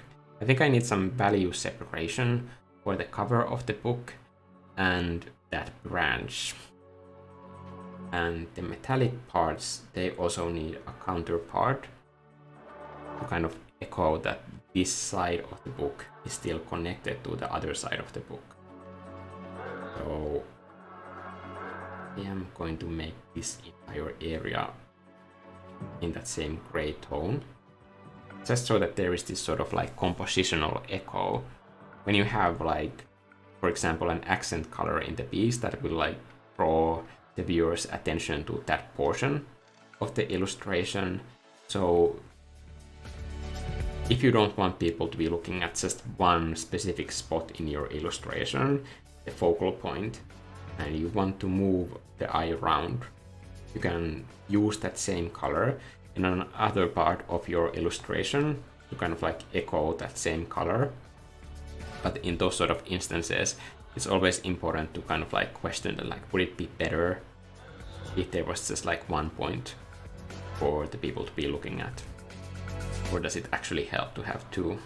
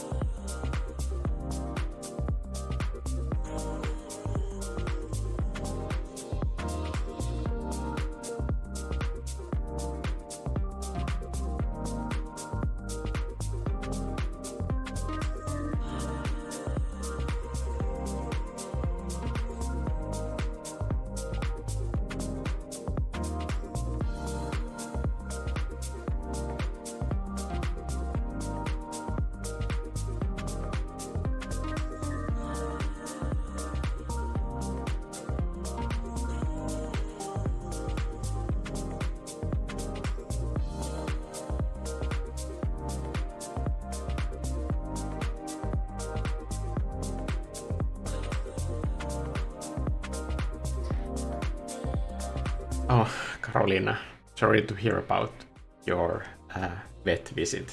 I hope everything is okay. So Carolina is the one who figured out the magic selection, and she will forever be the hero of all selections on the Discord channel. I was so excited to learn that because like I had no idea how to do that, and I have so many messed up selections that I just started from beginning.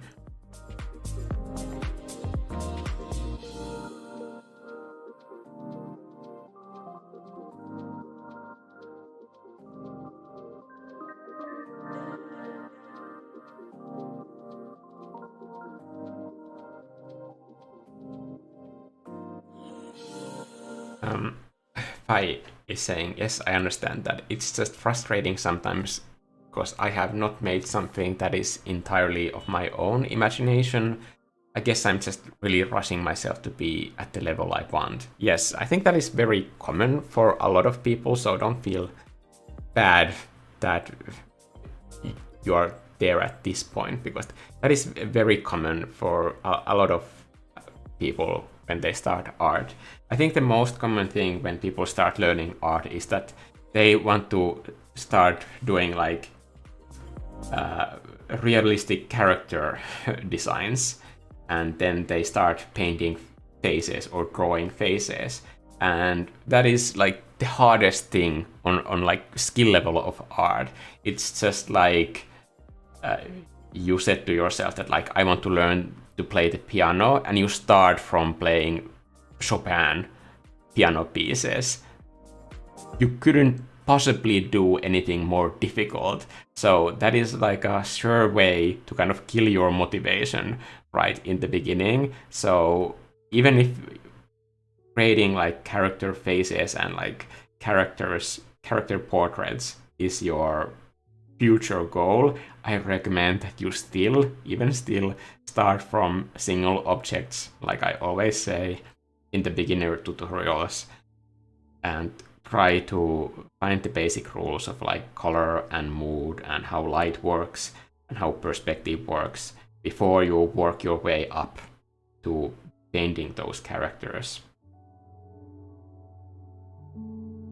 Because when you start from the absolutely like the hardest thing that you can possibly draw, and if you kind of like run into a wall that is too hard, that you run into this like difficulty curve that is just a wall, of course it's going to seem like, oh, art is completely impossible, but you really need to kind of have those early wins in the beginning to keep going and see the progress that you are making, and to specifically limit those exercises into elements that are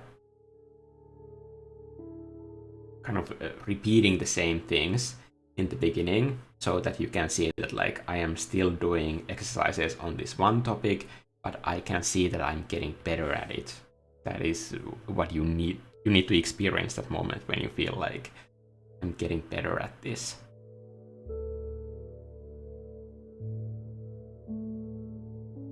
Because who wants to just like keep playing a video game where they constantly fail all the time? Like, for example, like even a difficult video game like Elden Ring, if you played the same tutorial boss 50 times and you keep losing, at some point you're just like, this is too hard for me. They don't make the tutorial bosses too hard, not even in From Software games. Impossible. Unless like there's a story reason why your character needs to die. That happens a lot in those games as well. But I mean like the real first boss. Rarely anyone plays against them 50 times.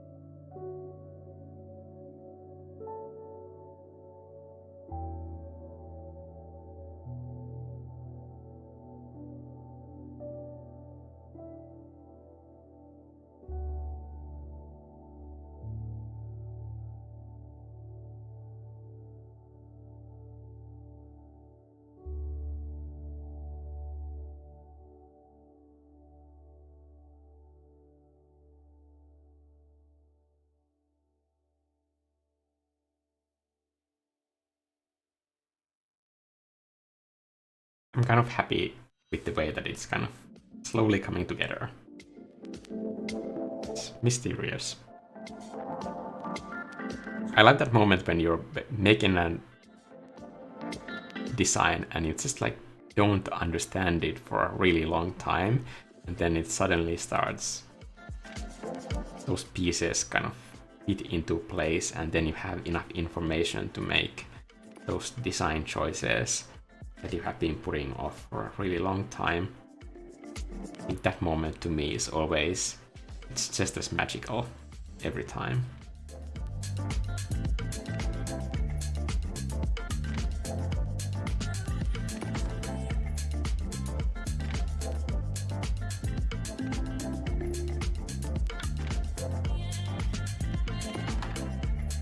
I'm making these like corner details to be much bigger shapes, to have less detail in there, because it's one way to direct the eye back into the composition.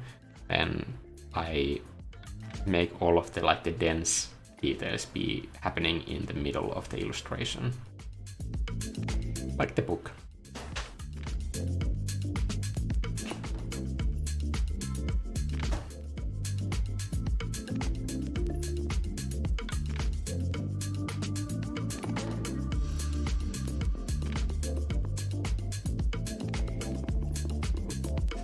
I talked about AI art. That's my opinion.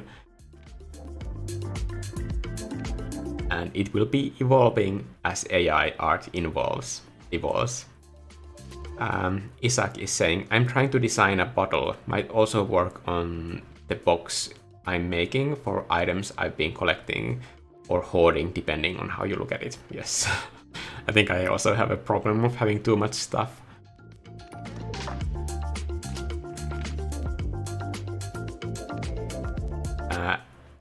Rod Alexis saying, I decided about a week ago to start making a graphic novel. I wrote little parts about the story and the world it's based on.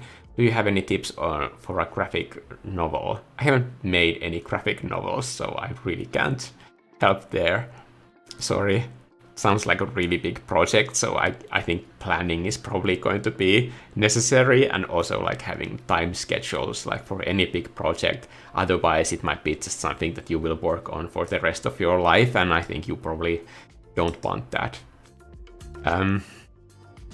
Mikko, when do you decide to start painting with chaotic colors? Almost nobody knows what you're doing to paint versus recognizable forms. I'm listening to the painting. I think it's really important to listen to the painting and what it wants to be. In the beginning, you don't know. You can't just try to invite creativity in the process. So I think that is what throws some people off on this channel, that they think that me doing that mess is somehow like planned, that there's some sort of like a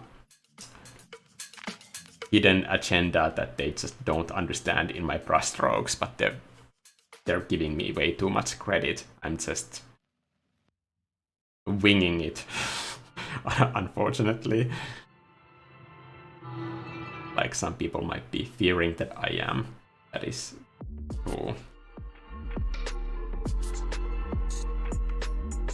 I'm just as interested in figuring out what the painting is about as all of you watching this thing.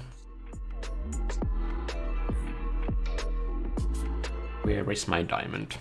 Here.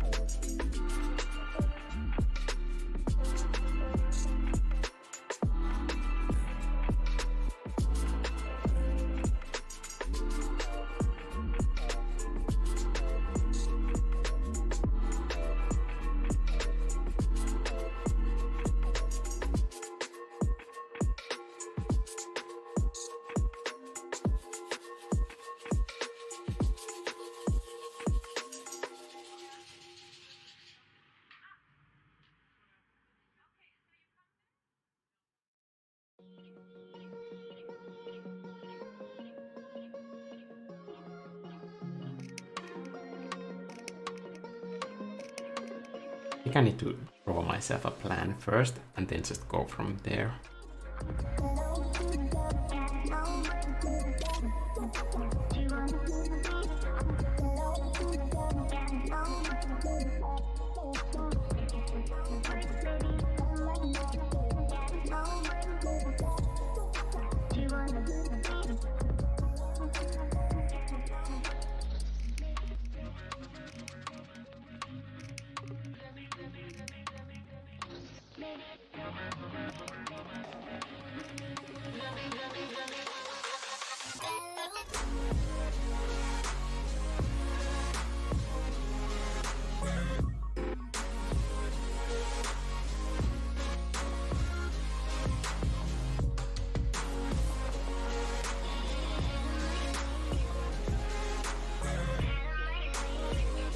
Charles Rice is saying, being able to say something with art is like saying something in a new language.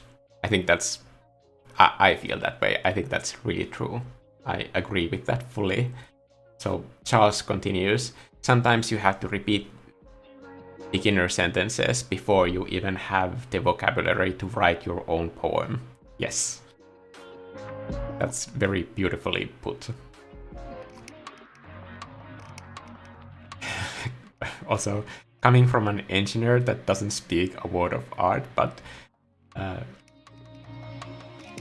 learned this learning process from programming. Yeah, the same definitely applies into art.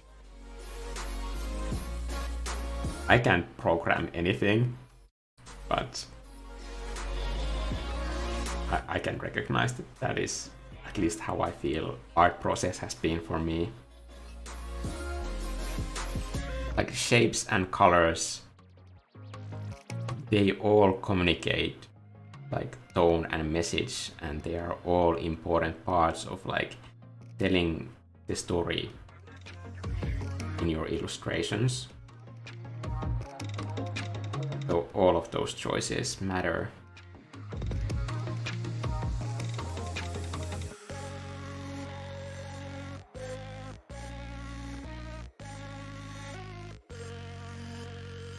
I think in the process of learning art, all of those choices have become just more and more complex over time, that I understand that there is no choice that doesn't affect the way that people will read the illustration. And sometimes you can give people like multiple paths to go on, like these different ways of reading the piece. But usually, even when you're making the piece for yourself, you end up kind of serving other people, because like they will see in your art what they need. Your art will be that thing that other people will need at that point in their life.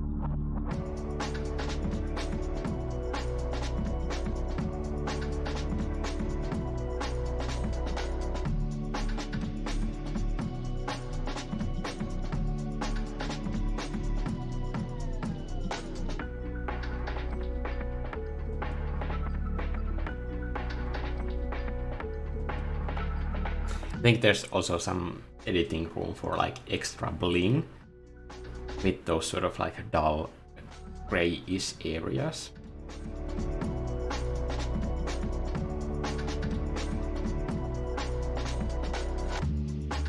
At this point, you can be like really happy if you have had enough patience to kind of keep the editing room in there so that you can use it when you need it, and you always do. Always.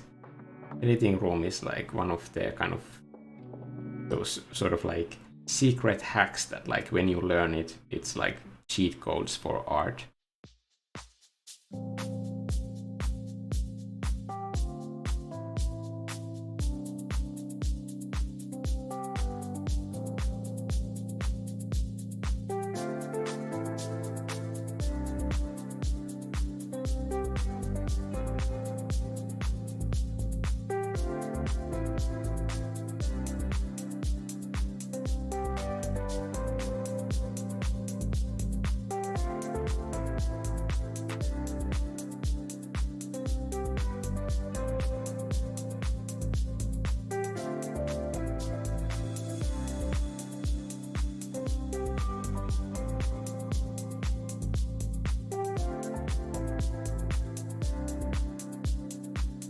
By the way, I recently asked on Instagram that what could I do for everybody who is like following me on Instagram, because I'm slowly approaching this like important milestone and I want to do something like fun for the community, and I was asking for suggestions. I think I got like a lot of really good suggestions, but like here, if you have like any like further ideas, I would happily listen to them. Even if I don't notice them, I will like make sure that I read the chat after the live stream is over. I think I have kind of an idea already that could be fun to do with everybody, but I don't know if people want to participate. That's always up to them, of course. I think the difficult part is that like I really don't believe in art competitions myself, because I don't know, to me it doesn't make sense to rank art into like categories where some art is better than other art. Like that seems like so bizarre to me as a concept, and I don't think it kind of motivates young artists to make art. So I always like making community projects that kind of can get people excited about art even if they weren't excited about art before.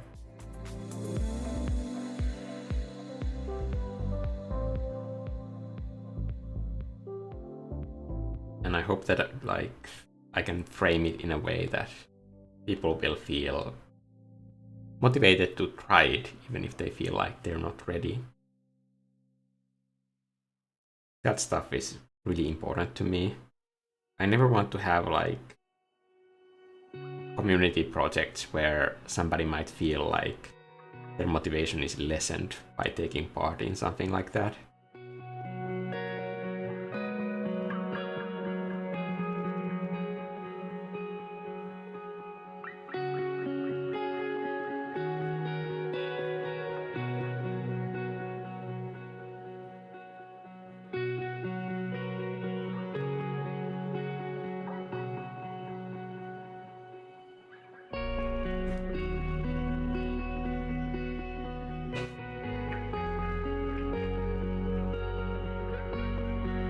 I think I should turn off maybe the line art more so that it doesn't affect the way that I'm making these choices.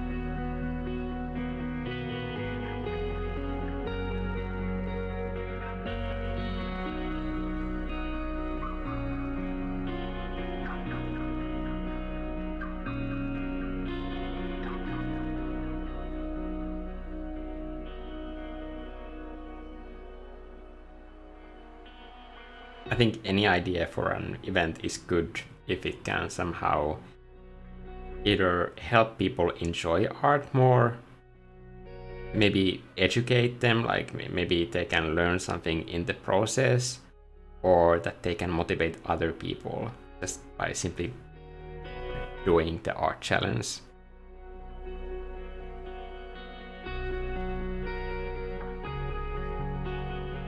I think whenever I can find those sort of ideas, then I know that the idea is worth doing. But art competitions is probably not something that I'm that interested in doing. I don't know what the price even would be, because if you can't tell by my hair yet, like there is no budget for any of this. Budget is basically minus whatever money was supposed to go to my haircut.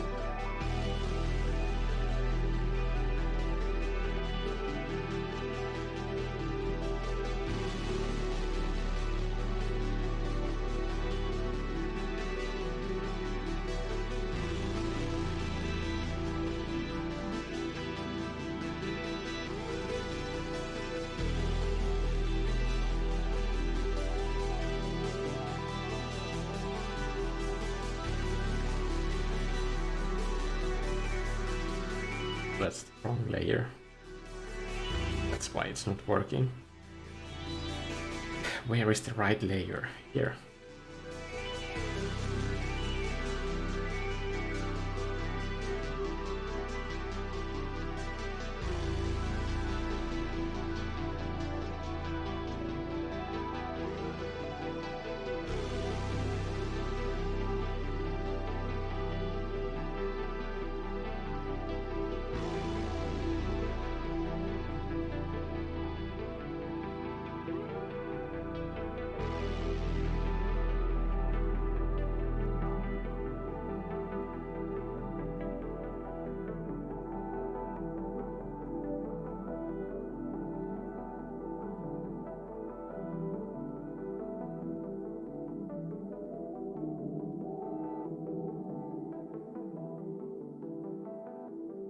Maybe one way to make the eyes could be like these sort of like deepy red eyes.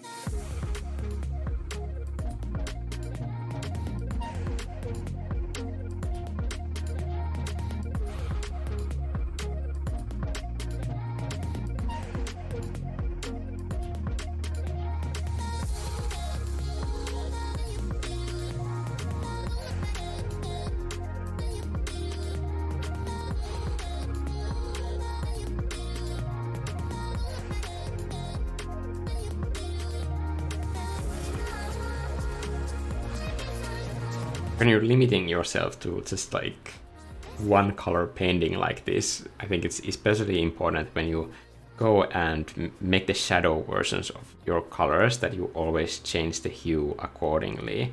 And for that, like you already need to kind of like figure out what is the mood of your piece, because otherwise you cannot make those tweaks.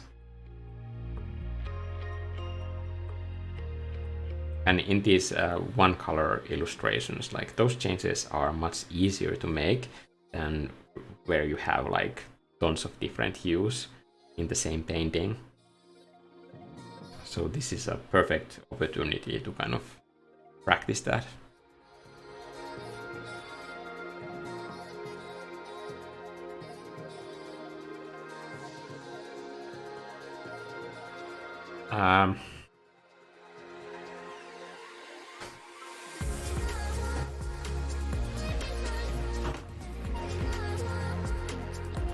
Carolina is saying the Lasso Queen. Yes.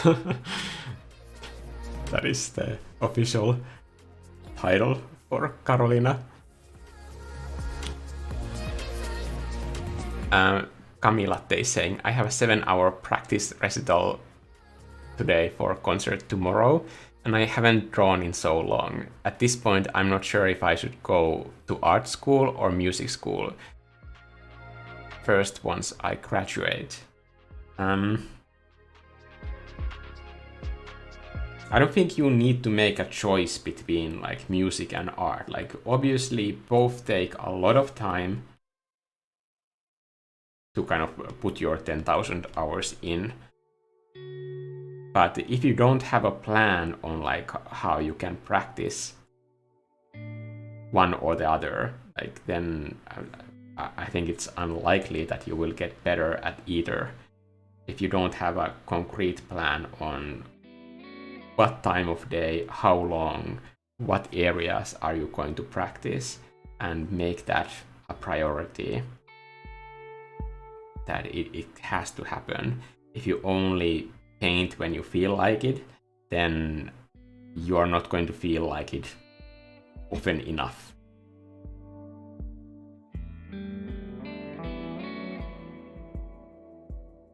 So there has to be some sort of like a scheduled time when you have that, like for example,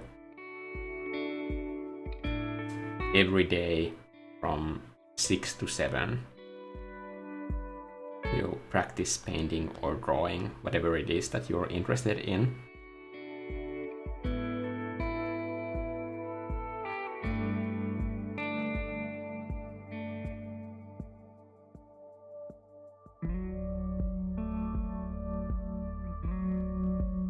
Eyebrows. I like drawing like insanely thick eyebrows because I have these.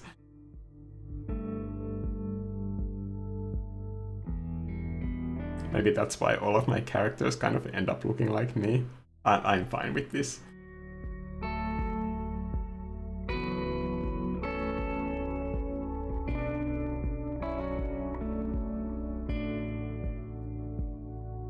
But obviously when you go to, for example, art school and you're studying art for 3 years, then I think art school is a really short amount of time, and if it's an effective art school, then there will be so much homework that you won't have time to practice music. But I think in the long term, like either like music school or art school are such like a small parts of your entire life that for that duration, I think it's completely fine if you just focus on one to stay sane. There are a lot of people who just burn out on art in art school, and I don't think that is either like beneficial for learning art, because you have to learn a way to do it that is something that will give you energy instead of taking energy away. And if you feel like, oh, I have to practice every time that you start, then that's not something that is a long-term plan that is going to serve you in the future.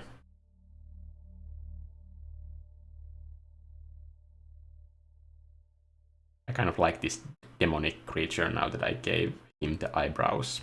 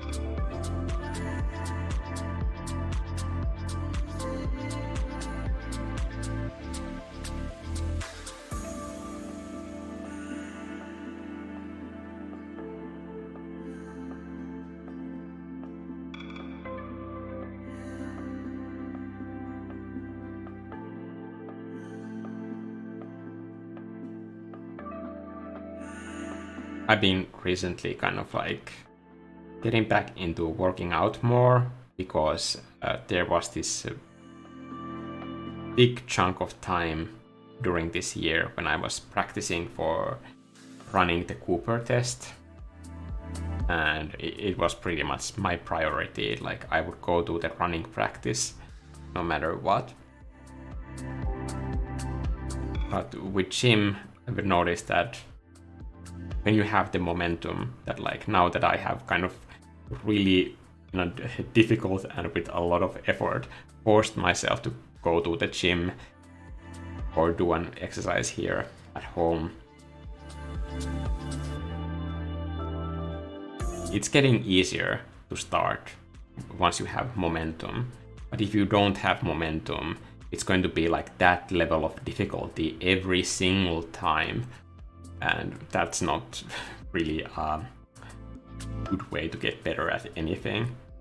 So understanding that like how you can build momentum and like having a plan on how you can execute that plan, that you will build that momentum for yourself, I think that's really important for anything that you want to get good at.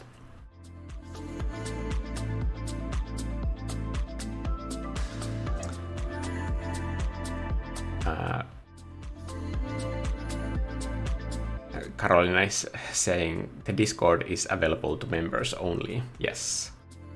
I don't think I would have time for Discord if it was just like a ton of people. It's just a few people that are members that are talking there. But that way we can like do the live lessons and like share our artwork, and I think it's nice. I do think that sometimes I use the Discord channel as an excuse not to do like work. Sometimes I just see what people are talking about. I think this week I was doing a running exercise and I was like on the Discord channel while I was on treadmill before I was starting my workout. And I was kind of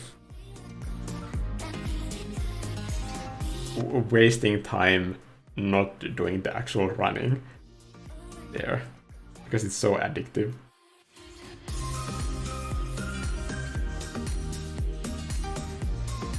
I think art has always been to me that one topic that I will never get bored of.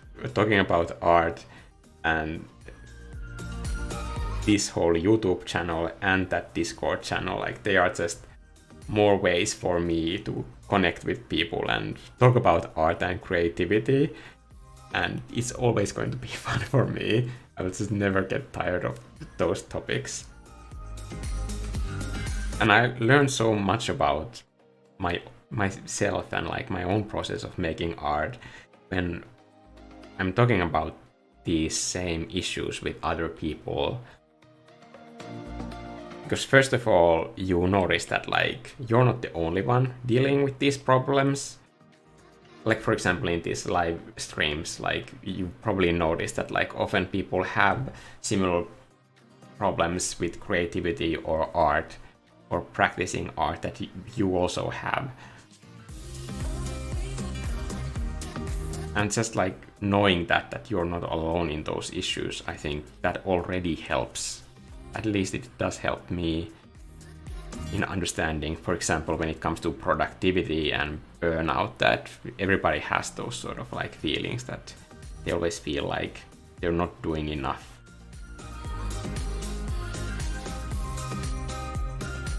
With this commission that I have been starting to do, this like bigger project, I have now being a bit better with myself in.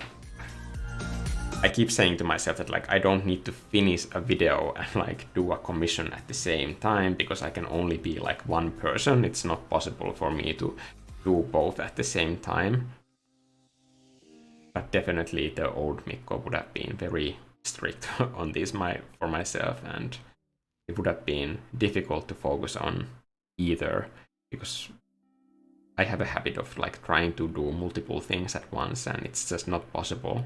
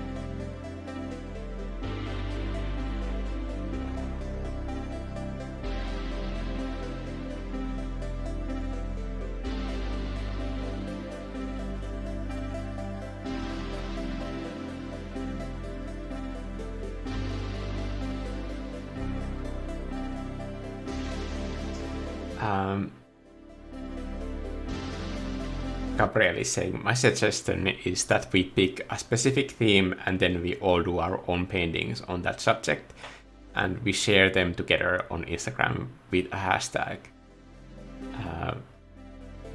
Somebody's saying, hi Nikko, my name is Mikko, not Nikko. There's a small difference. Hello. It doesn't have to be a competition, just everyone having fun painting something similar and expressing themselves in their own way. I don't think that's a bad idea. I think it's an interesting idea. I always loved your bear-themed paintings, so in my opinion, that would be a great starting point. Yes, 1,000 bears. That could be an interesting project. Vanessa is saying art contest can be demotivating. Yes, I agree.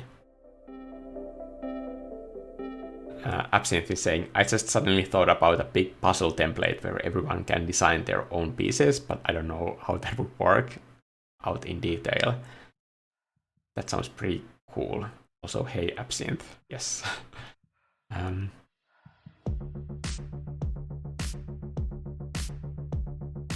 think these are interesting ideas. What brush are you using right now? I am using Ground Plus brush.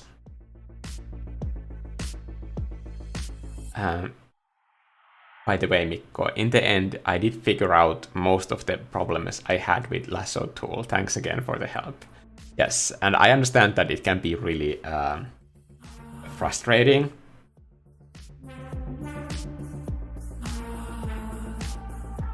But I think it's also important to, in that exercise, the lasso exercise that we did in that live lesson, it's important to understand that the end goal is not to have like a finished detailed illustration.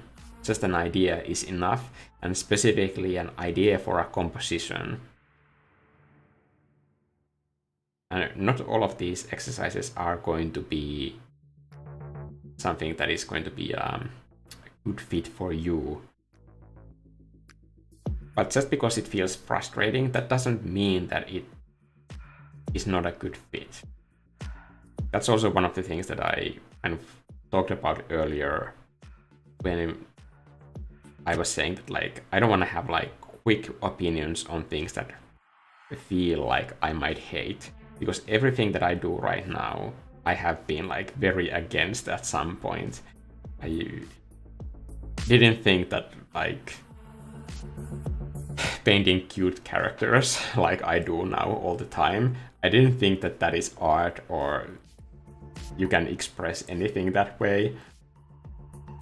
I used to not like digital art back when I was making oil paintings.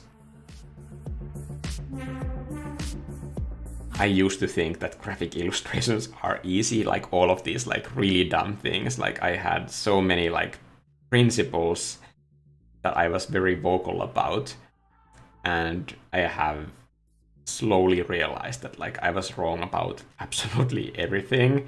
So these days, when something new comes along that like causes me to act in a very like emotional way,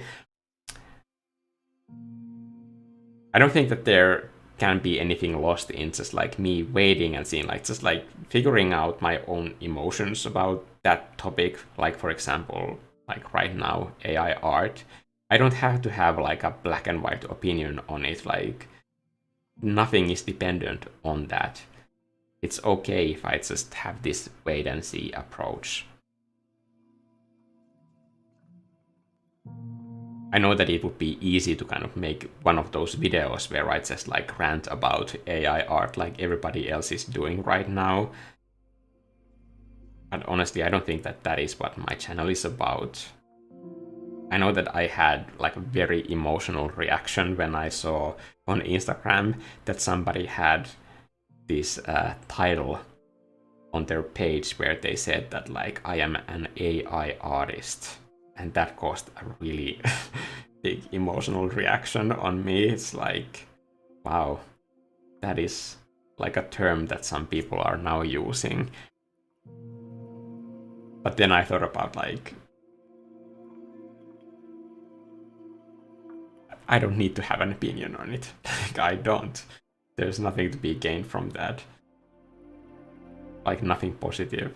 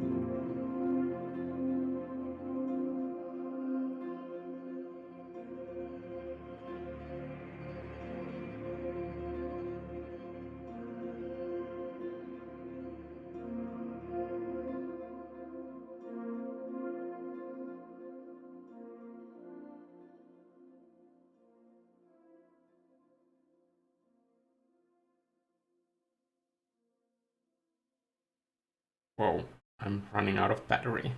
Maybe that's a sign that this live stream has gone on for a bit. Maybe I just got completely lost in this process. I will check the time, but I will just make a kind of like guesstimation placement with this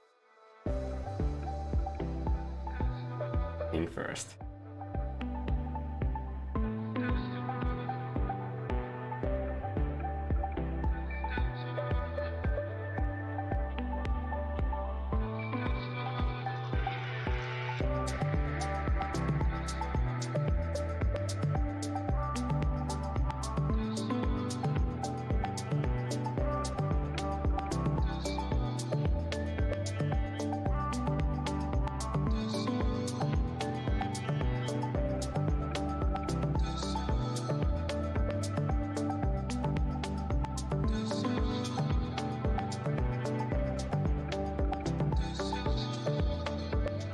I think that's close enough for purposes important here.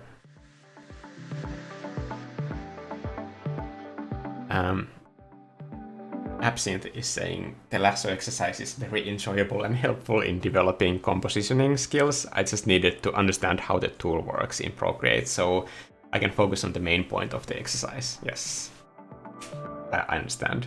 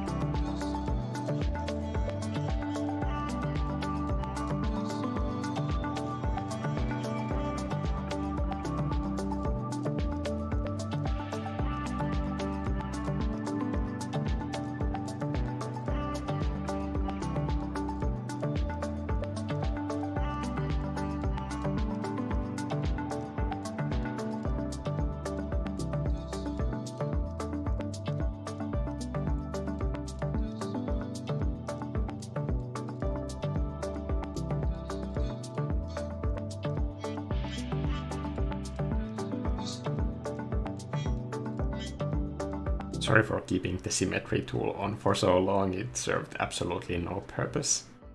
Sometimes I just forget that it's even there.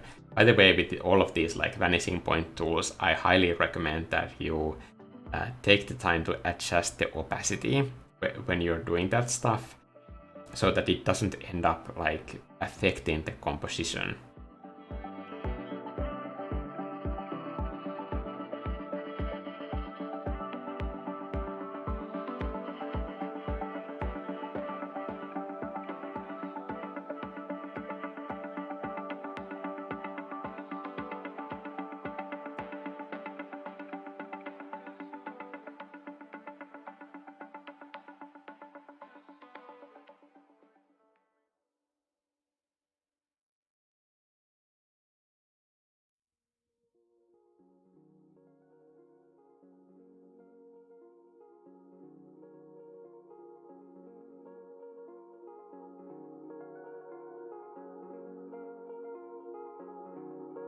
I know that Absinthe, you asked me about the camera equipment heating up during live streams, and I can say that like I have my window open,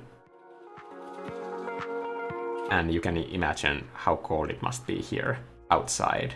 But that recorder that I have on my table, it's so hot in here, just because it feels like I have a stove on all the time, just because of that recorder.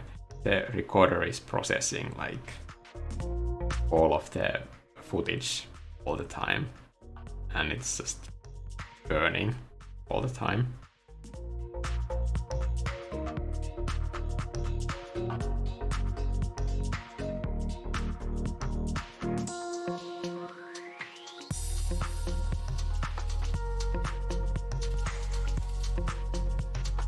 I mean, even as a community challenge, like a book like this could be fun, or something where I can give sort of like a basic template that is kind of like very blank, like a blank canvas that everybody can kind of see in their own way.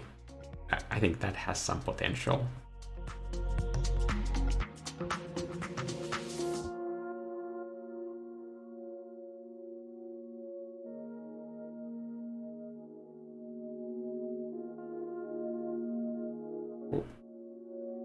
This is an additive layer.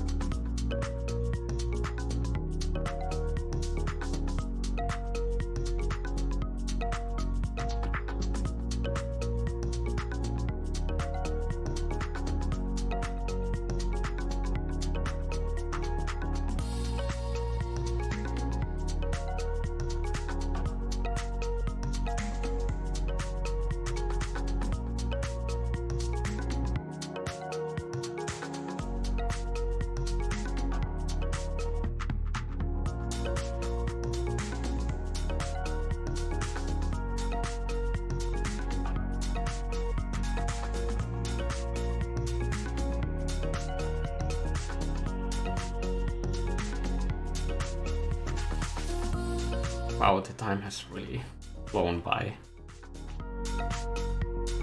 I'm glad that I had the book to start with, otherwise like we would not be here. I will stop in 3, like 13 minutes. I'll try to get some like mood stuff in here.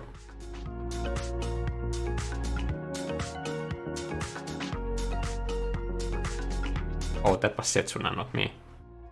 Yeah, sorry.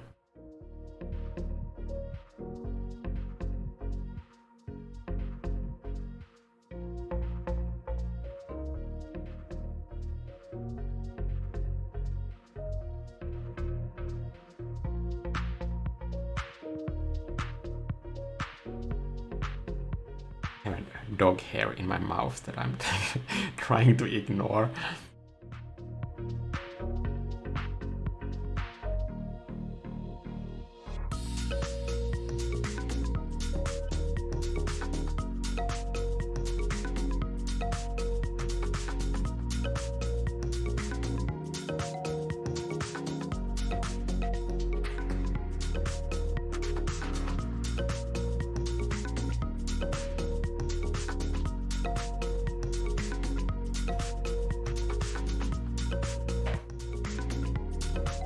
Nintendo cable to the rescue.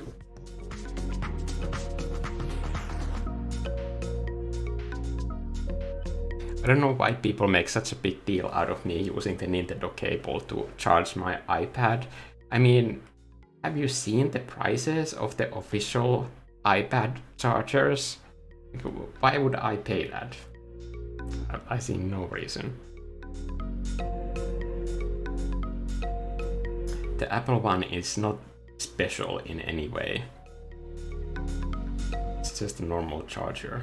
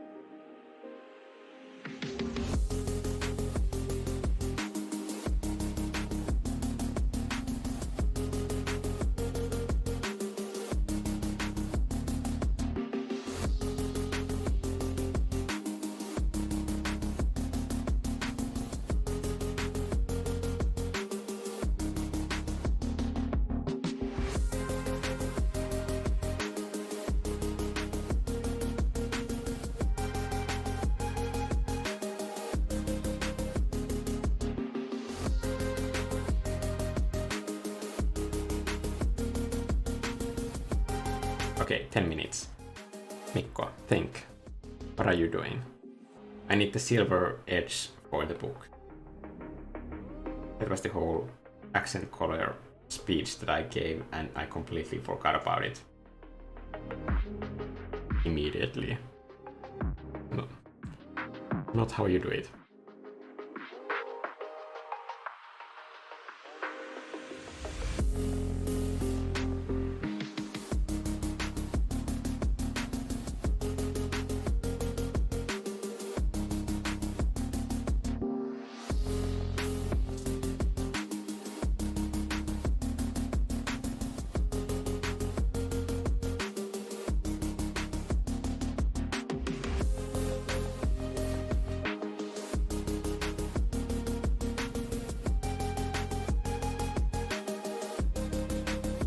Sometimes when I have like these sort of three-dimensional objects, one thing that you can do with painting that you can't do with actual 3D is that you can emphasize the corners by kind of like painting these sort of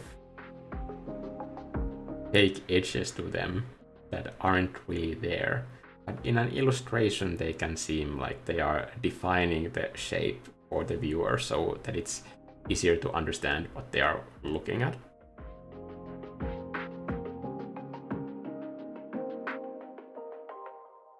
But in a 2D picture, you can just get away with this sort of stuff. Especially if you don't tell anybody.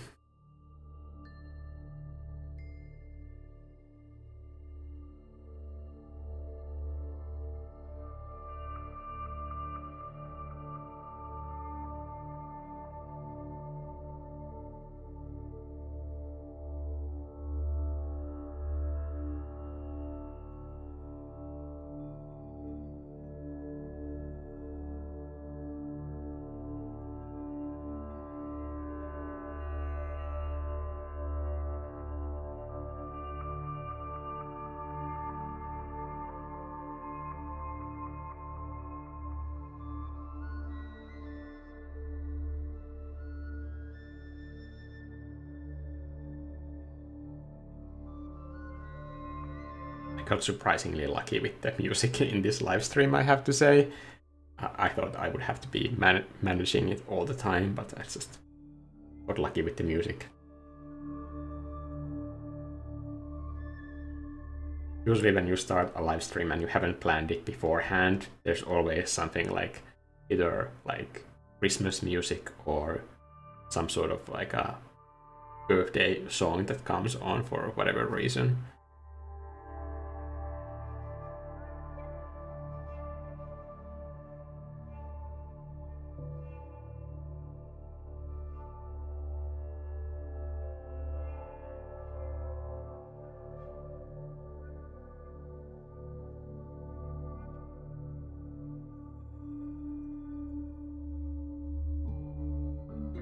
I think the edge really helps to bring the composition together weirdly. Like, this is so simple. I think it just makes the eye move and it defines the shape of the branch a lot better as well.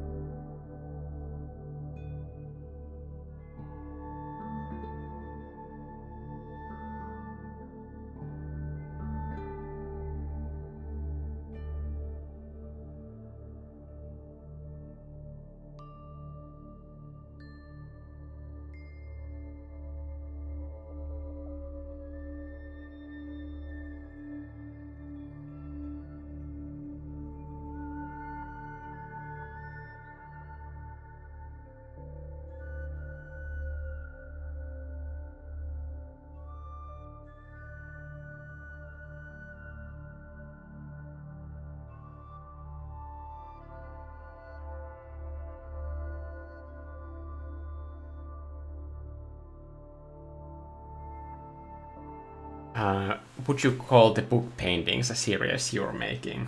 I just like painting books. I know that I did a series of like 3 illustrations that were magical books earlier, but they were all done with the cell brush and the chunky line art brush. And those processes kind of give this sort of like very specific,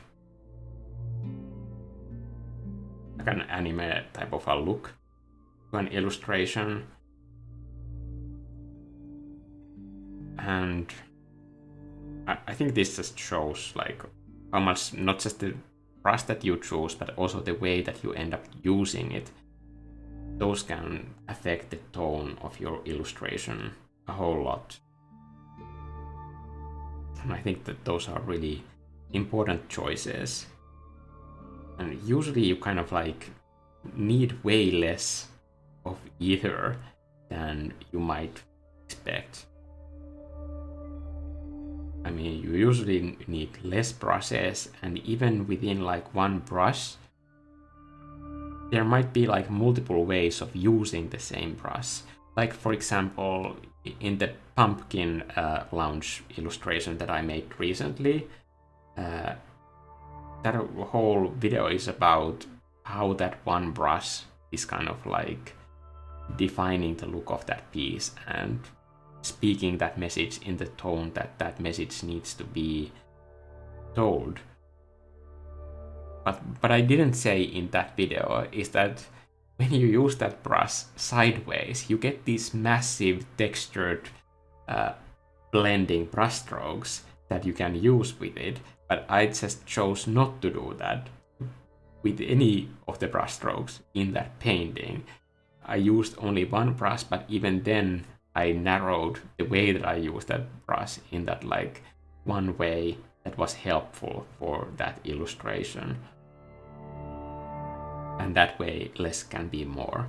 Like for example, I have this cat forest awakens illustration that is this painting of a cat forest. And it's very much a digital painting, but I also have an illustration done with that same brush that is very much in illustration style called Blanket of Waves, and it's using the exact same brush, but just like one narrow quality of that brush. In that live stream, in the beginning, I accidentally started painting with that brush, but I immediately fixed that attitude, and for the rest of the live stream, I was drawing with that same brush, not painting. And the way that I used that same brush defined a completely different look for that piece. Even though the brush was same, but the way that it's used, like there can be also limiting choices that you can make that way that can benefit the message.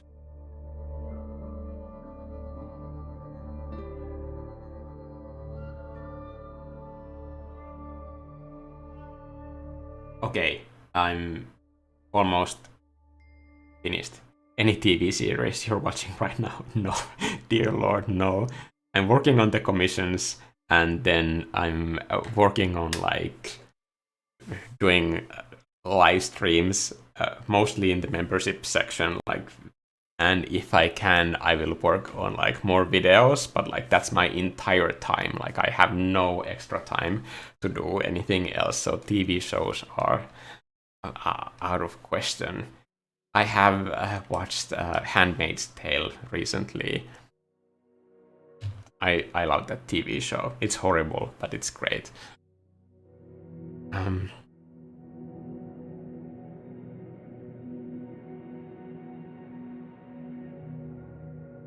So I wanna like recap. Like I think the thread is it's working for this piece. I'm just gonna see if I can kind of brighten up everything by just doing copy canvas.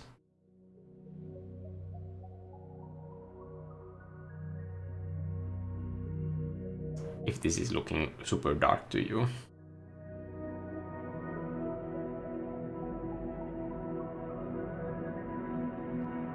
I'm gonna put the book template for membership downloads. If anybody else wants to make a book for fun, you don't have to. It's just if somebody sees some value in it.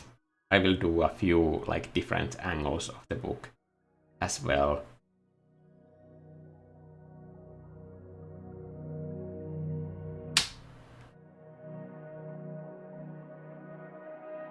And this will be my red book. I like how different it is from the other red book, the Burn Codex, that I did earlier. I do like making books, so maybe they are serious, but this will definitely not be my last book. I would love to do maybe like a water book again, because I remember that being so much fun, and it was the first book that I did, so I think I could like push it a bit further, that whole concept, and just see some different aspects about it. And this is going to be the red illustration, the warm red specifically, and the next color will be cold red. Why don't you release NFT? Because I don't want to burn down the entire planet. That's the reason why I don't release NFTs. Okay. Thank you everybody for joining this live stream. I hope that you got some art done, or at least got inspired to start making art. I hope that you just start and don't wait for yourself to be ready. And again, like, thank you for spending this time with me. I'm really glad that like we got here with the book, because this was like a lot to paint for me, like for my speed. Like, I'm glad that we got this far, but there's obviously still a lot of like just finishing details to be done, and I think that will be a fun process with this, especially like this whole chaos thing. I think it will be fun to paint because like there are no rules on what to do there. Do you know NFT? Yes, I do, and I hate them. Okay. See you guys in the next one. Bye.